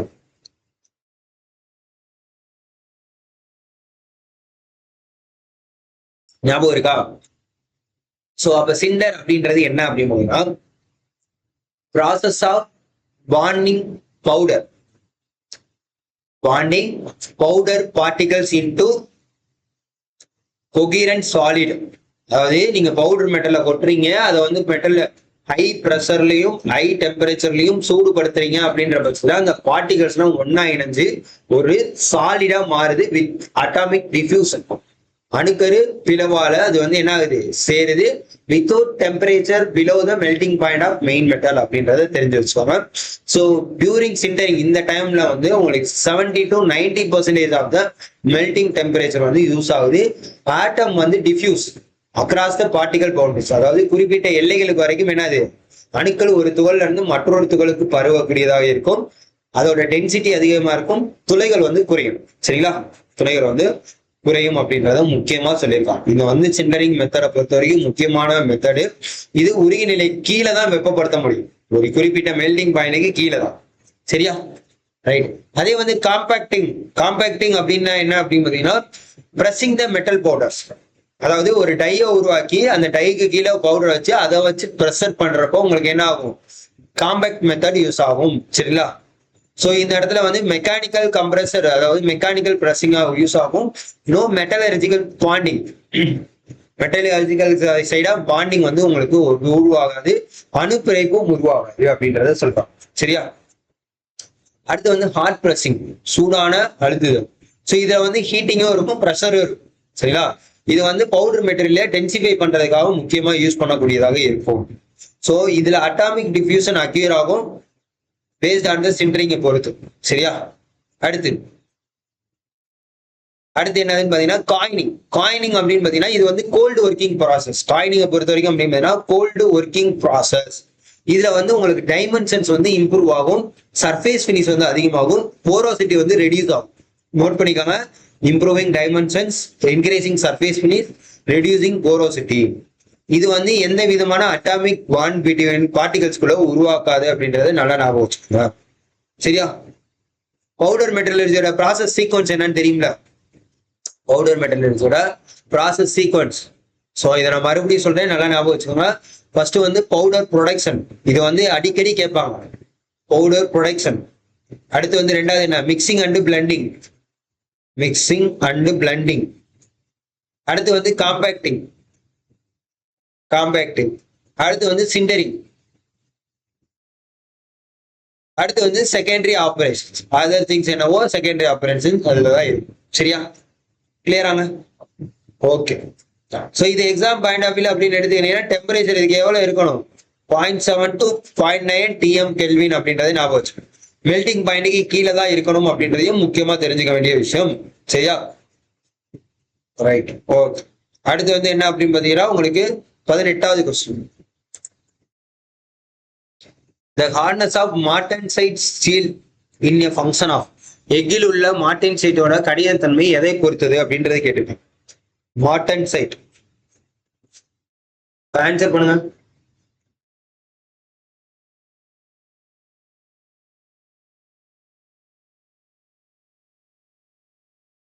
The hardness of martensite in a steel is a function of, அதாவது எஃகில் உள்ள மார்டென்சைட்டின் கடினத்தன்மை எதை பொறுத்தது அப்படின்னு கேட்டுருவாங்க. மார்டென்சைட் அப்படின்றது என்ன அப்படின்னு பாத்தீங்கன்னா super saturated solid solution, super saturated solid solution of கார்மனின் body centre tetragonal iron, body centre tetragonal iron formed by rapid quenching austenite. அதாவது என்ன சொல்ல வராங்க அப்படின்னு பாத்தீங்க அப்படின்னா ஆஸ்டினைட்டை விட மிக வேகமாக கொஞ்சிங் செய்வதன் மூலம் உருவாகும் பாடி சென்டர் டெட்ராகனல் அமைப்புடைய மிக கடினமான நுண் கட்டமைப்பு தான் என்ன நினைக்கப்படும்? மைக்ரோஸ்ட்ரக்சர் தான் இந்த மார்டென்சைட் அப்படின்னு அழைக்கப்படும். மார்டென்சைட் என்பது என்னன்னு பாத்தீங்கன்னா அதிக வியர் ரெசிஸ்டன்ஸையும் மிக அதிக கடினத்தன்மையும் கொண்டுள்ளதாக கருதப்படும். ஸோ மார்டென்சைட்டோட ஹார்ட்னஸ் வந்து எதை பொறுத்து இருக்கும் அப்படின்னு பாத்தீங்கன்னா முக்கியமா கார்பன் கண்டென்ட்டை பொறுத்து இருக்கும். Option A. எதை பொறுத்து இருக்கும்? கார்பன் கண்டென்ட்டை பொறுத்து அதிகமாக இருக்கும் அப்படின்றத நல்லா ஞாபகம் வச்சுக்கோங்க. ஸோ கார்பன் கண்டென்ட் வந்து அதிகமா இருக்கக்கூடிய பட்சத்துல இதுல வந்து என்ன இருக்கும்? அதிகமாக சிதையக்கூடியதாக இருக்கும். அதே மாதிரி குளிரூட்டும் விகிதம் இதுலதான் மார்டென்சைட் உருவாக உதவுகிறது. சரியா? மார்டென்சைட் உருவான பிறகு அதன் ஹார்ட்னஸை நிர்ணயிப்பது எதுவாக தான் இருக்கும்? கார்பன் கண்டென்ட்டாக தான் இருக்கும். முக்கியமா நல்லா ஞாபகம் வச்சுக்கோங்க. ஸோ கார்பன் கண்டென்ட் இன்க்ரீஸ் ஆகிறப்போ உங்களுக்கு என்னென்ன இன்க்ரீஸ் ஆகும்? ஹார்ட்னஸ் வந்து இன்க்ரீஸ் ஆகும், ஸ்ட்ரென்த் வந்து இன்க்ரீஸ் ஆகும், அதுக்கப்புறம் பிரிட்டில்னஸ் வந்து இன்க்ரீஸ் ஆகும் அப்படின்றத நல்லா ஞாபகம் வச்சுக்கோங்க. கார்பன் அதிகமா இருந்துச்சு. சரியா? அடுத்து cooling rate. So cooling rate அப்படின்றது என்ன அப்படின்னு பாத்தீங்கன்னா இதுல வந்து மார்டென்சைட் ஃபார்ம் ஆகுதா இல்லையா அப்படின்றத முக்கியமா சொல்றதுக்காக தான் இது முக்கியமா யூஸ் ஆகும். இந்த sufficiently rapid cooling rate suppresses என்னது? Pearlite and bainite formation. சரியா? அதாவது இந்த கூலிங் ரேட்டை பொறுத்த வரைக்கும் முக்கியமான நிபந்தனையா இருக்கும். ஹார்ட்னஸ் வந்து இதுல நேரடியா நிர்ணயிக்க முடியாது அப்படின்றத பாத்துக்கோங்க. நிக்கல் கண்டென்ட் இருந்துச்சு அப்படின்னு பாத்தீங்கன்னா டஃப்னஸ் இம்ப்ரூவ்ஸ் ஆகும், இம்ப்ரூவ் டஃப்னஸ். அதுக்கப்புறம் ஹார்டனபிலிட்டி வந்து இன்க்ரீஸ் ஆகும், ஹார்டனபிலிட்டி இன்க்ரீஸ் ஆகும். கரப்ஷன் ரெசிஸ்டன்ஸ் வந்து இம்ப்ரூவ் ஆகும். சரியா? கரப்ஷன் ரெசிஸ்டன்ஸும் இதுக்கு வந்து இம்ப்ரூவ் ஆகும் அப்படின்றத ஞாபகம் வச்சுக்கோங்க. சரியா? ஹீட்டிங் ரேட்டை பொறுத்த வரைக்கும் அது எதை இதெல்லாம் இன்ஃப்ளூயன்ஸ் பண்ணுது அப்படின்னு பாத்தீங்கன்னா austenitisation and grain size, austenitisation and grain size. சரியா? ஓகே. அடுத்து factor affecting martensitisation hardness. So carbon 100 பொறுத்த வரைக்கும் எஃபெக்ட் வந்து மோஸ்ட் இம்பார்ட்டன்ட். கூலிங் ரேட்டை பொறுத்த வரைக்கும் என்ன எஃபெக்ட் பண்ணுது, மார்டின்சைட் ஃபார்மேஷனை வந்து டிட்டர்மைன் பண்ணுது. டெம்பரிங்கை பொறுத்த வரைக்கும் tempering temperature reduces hardness. Alloying எலமெண்ட்டை பொறுத்த வரைக்கும் அஃபெக்ட் ஹார்டனபிலிட்டி அப்படின்றது ஞாபகம் வச்சுக்கோங்க. சரியா? ஓகே, அடுத்து 19வது question. Gun metal is an alloy of. ரொம்ப ரொம்ப முக்கியமான விஷயம். கன் மெட்டல் என்பது, கன் மெட்டல்னா எதோட கலப்பாகும் அப்படின்றதை கேட்டுக்காங்க. ஸோ கன் மெட்டலை பொறுத்த வரைக்கும் என்ன அப்படின்னு பார்த்தீங்கன்னா காப்பர், டின், ஜிங்க். ஸோ டின்னோட கெமிக்கல் அந்த நேம் என்னது, SN அப்படின்றத அழைக்கப்படும். சரிங்களா? இதோட காம்போசிஷன் என்ன இருக்கும் பார்த்தீங்கன்னா 88%, 10%, 2%. இதனால நான் வச்சுக்கோங்க, இதெல்லாம் கேட்டிருக்காங்க, இதெல்லாம் ப்ரீவியஸ் இயர் கொஸ்டின். இதோட காம்போசிஷன் அப்படின்றது கண்டிப்பா கேட்டிருக்காங்க, ஞாபகம் வச்சுக்கோங்க. சப்போஸ் வந்து உங்களுக்கு இந்த மாதிரி கெமிக்கல் நேம்ல கொடுத்திருந்தாலும் நீங்க தெரிஞ்சுக்கணும். சரியா? ஸோ கன் மெட்டலை பொறுத்த வரைக்கும் என்னன்னு பார்த்தீங்கன்னா கரோசன் ரெசிஸ்டன்ஸ் வந்து எக்ஸலண்டா இருக்கும், கேஸ்டபிலிட்டி மிஷினபிலிட்டி குட்டா இருக்கும், high wear resistance, good pressure, tightness. So இது எங்க யூஸ் ஆகுது அப்படின்னு பார்த்தீங்கன்னா valve, pump, steam fittings, bearing, pipe fittings, marine compounds, இது எல்லாத்தையுமே யூஸ் ஆகக்கூடியதாக தான் இருக்கும். சரிங்களா? இது எல்லாமே என்ன இருக்கு, கன் மெட்டல் அப்படின்றத யூஸ் ஆகக்கூடியதாக இருக்கு. சரியா? ஸோ இதெல்லாமே சரியாச்சு. அடுத்து copper, nickel, zinc. So copper, nickel, ஜிங்கை பொறுத்த வரைக்கும் இதோட காம்போசிஷன் என்ன இருக்கும் அப்படின்னு பார்த்தீங்கன்னா இது வந்து நிக்கல் சில்வர் அப்படின்னு சொல்லுவாங்க. நிக்கல் சில்வர் அப்படி இல்லைன்னா ஜிங்க் சில்வர், அதாவது ஜெர்மன் சில்வர் சொல்லுவாங்க. ஜிங்க் சில்வர் அது ஜெர்மன் சில்வர் அப்படின்னு அழைக்கப்படும். சரிங்களா? ஓகே, இது வந்து கன் மெட்டல் கிடையாது. அடுத்து டின்னு, அலுமினியம், ஜிங்க். டின்னு, அலுமினியம், ஜிங்க் அப்படின்னு பார்த்தீங்கன்னா இதுவும் கன் மெட்டல் கிடையாது. சரியா? ஸோ அப்போ எது அப்படின்றத நோட் பண்ணி வச்சுக்கோங்க. இப்போ நான் ஒரு ஒரு மிக்சிங் கலவையை சொல்றேன், அது என்னென்னன்றதை கண்டுபிடிக்கும். Cu, Sn, Zn. இதோட பேரண்ட் இப்பதான் நம்ம பார்த்தோம். Cu, Zn, Sn என்னது, கன் மெட்டல். கன் மெட்டல் இது எங்க யூஸ் ஆகுது, வால்வு, பேரிங்ஸ், பம்ப்ஸ்ல. அடுத்து Cu, Sn அதாவது என்ன அப்படின்னு பாத்தீங்கன்னா காப்பரும் டின்னும் சேர்ந்தா அது என்ன நடக்கும், காப்பரும் டின்னும் சேர்ந்தா அது வந்து பிரான்ஸ், வெண்கலம். சரிங்களா? காப்பரும் டின்னும் சேர்ந்தா அது வந்து வெண்கலம். இது எங்க யூஸ் ஆகும் அப்படின்னா புஷஸ், பேரிங்ஸ்ல யூஸ் ஆகும். சரியா? அடுத்து காப்பர், ஜிங்க். காப்பரும் ஜிங்க் சேர்ந்தா அது என்ன கொடுக்கும், பிராஸ், செம்பு. சரிங்களா? அது வந்து எங்க யூஸ் ஆகும் அப்படின்னு பாத்தீங்கன்னா கண்டென்சர்ஸ், ரேடியேட்டர்ஸ் அதுலலாம் யூஸ் ஆகும். அடுத்து காப்பர், ஜிங்கு, சரி, டின்னு, பாஸ்பரஸ். இது என்ன அப்படின்னு பாத்தீங்கன்னா பாஸ்பர் பிரான்ஸ் அப்படின்றது கொண்டு வரும். சரிங்களா? ஸ்ப்ரிங்கு கியர் யூஸ் ஆகும், ஸ்ப்ரிங்கு கியருக்கு யூஸ் ஆகும். அடுத்து நிக்கல் சில்வர், அதான் வந்து ஜெர்மன் சில்வர் சொன்னல, நிக்கல் சில்வர் ஜெர்மன் சில்வர் சொன்னல. Copper, nickel, zinc. So decoration பண்றதுக்கு ஐட்டம்ஸ்லாம் யூஸ் பண்றாங்கல்ல, அதுக்கெல்லாம் வந்து இதுதான் யூஸ் ஆகும், நிக்கல் சில்வர். சரியா? அடுத்து டியூரா அலுமின், ரொம்ப ரொம்ப முக்கியமான விஷயம். டியூரா அலுமின் இது ஒரு இடத்துல படிச்சிருப்பீங்க. டியூரா அலுமின் அதாவது அலுமினியம், காப்பர், மெக்னீசியம் இதெல்லாமே சேர்ந்ததான். இது எங்க யூஸ் ஆகும் அப்படின்னு பாத்தீங்கன்னா என்ன, சாரி, அலுமினியம், காப்பர், மாங்கனீஸ். இது எங்க யூஸ் ஆகும் அப்படின்னு பாத்தீங்கன்னா ஏர்கிராஃப்ட் ஸ்ட்ரக்சர்ல யூஸ் ஆகும். ஏர்கிராஃப்ட் ஸ்ட்ரக்சர்ல யூஸ் ஆகும். இந்த கன் மெட்டல்ல போன தடவை கேட்டிருக்காங்க. இதுல மெயின் அலாயிங் எலமெண்ட்ஸ் என்ன, பேஸ் மெட்டல் என்ன. அதாவது இதுல பேஸ் மெட்டல் அப்படின்னு எடுத்தீங்கன்னா கன் மெட்டலை பொறுத்த வரைக்கும் காப்பர். மெயின் அலாயிங் எலமெண்ட்ஸ் என்ன அப்படின்னு பாத்தீங்கன்னா டின்னும் ஜிங்கும். சரியா? மரைன் அப்ளிகேஷனுக்கு இது ரொம்ப யூஸ் ஆகும் அப்படின்ற சொல்லியிருக்காங்க. காம்போசிஷனை கேட்டிருக்காங்க.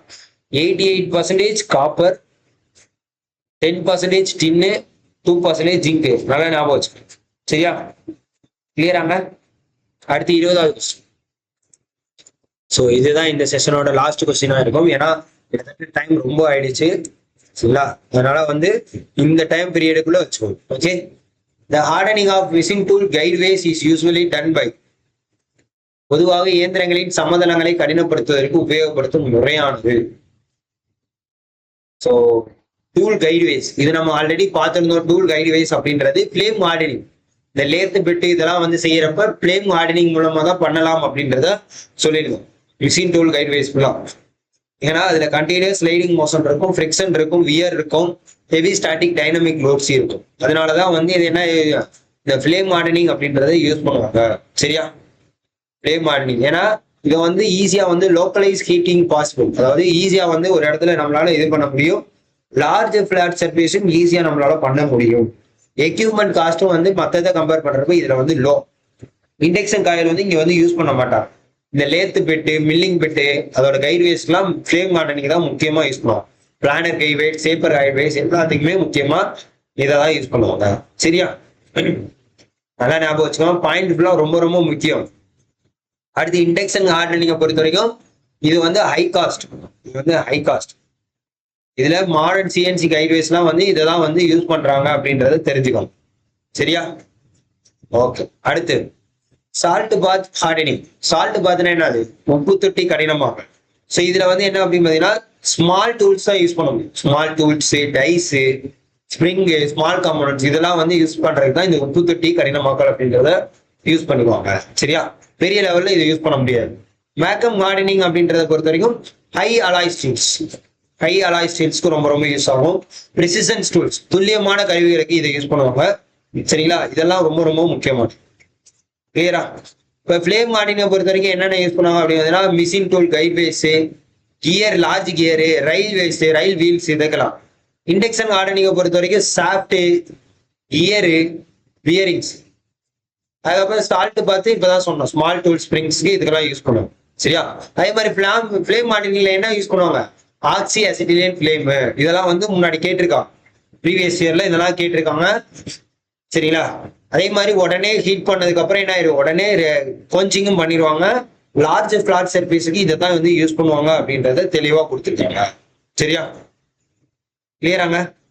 ஓகே. 21வது கொஸ்டின் என்னன்னு பாருங்க. இந்த solubility limit of carbon in iron carbide diagram. இது உங்களுக்கு உண்டான ஹோம்வொர்க் கொஸ்டின். ஸோ இந்த வீடியோ பதிவு உங்களுக்கு எப்படி இருந்துச்சு அப்படின்றத சொல்லுங்க. இதே மாதிரி தான் மற்ற டிபார்ட்மெண்ட்ஸ், மற்ற எக்ஸாம்ஸ்க்கு கொண்டு போக போறோம்.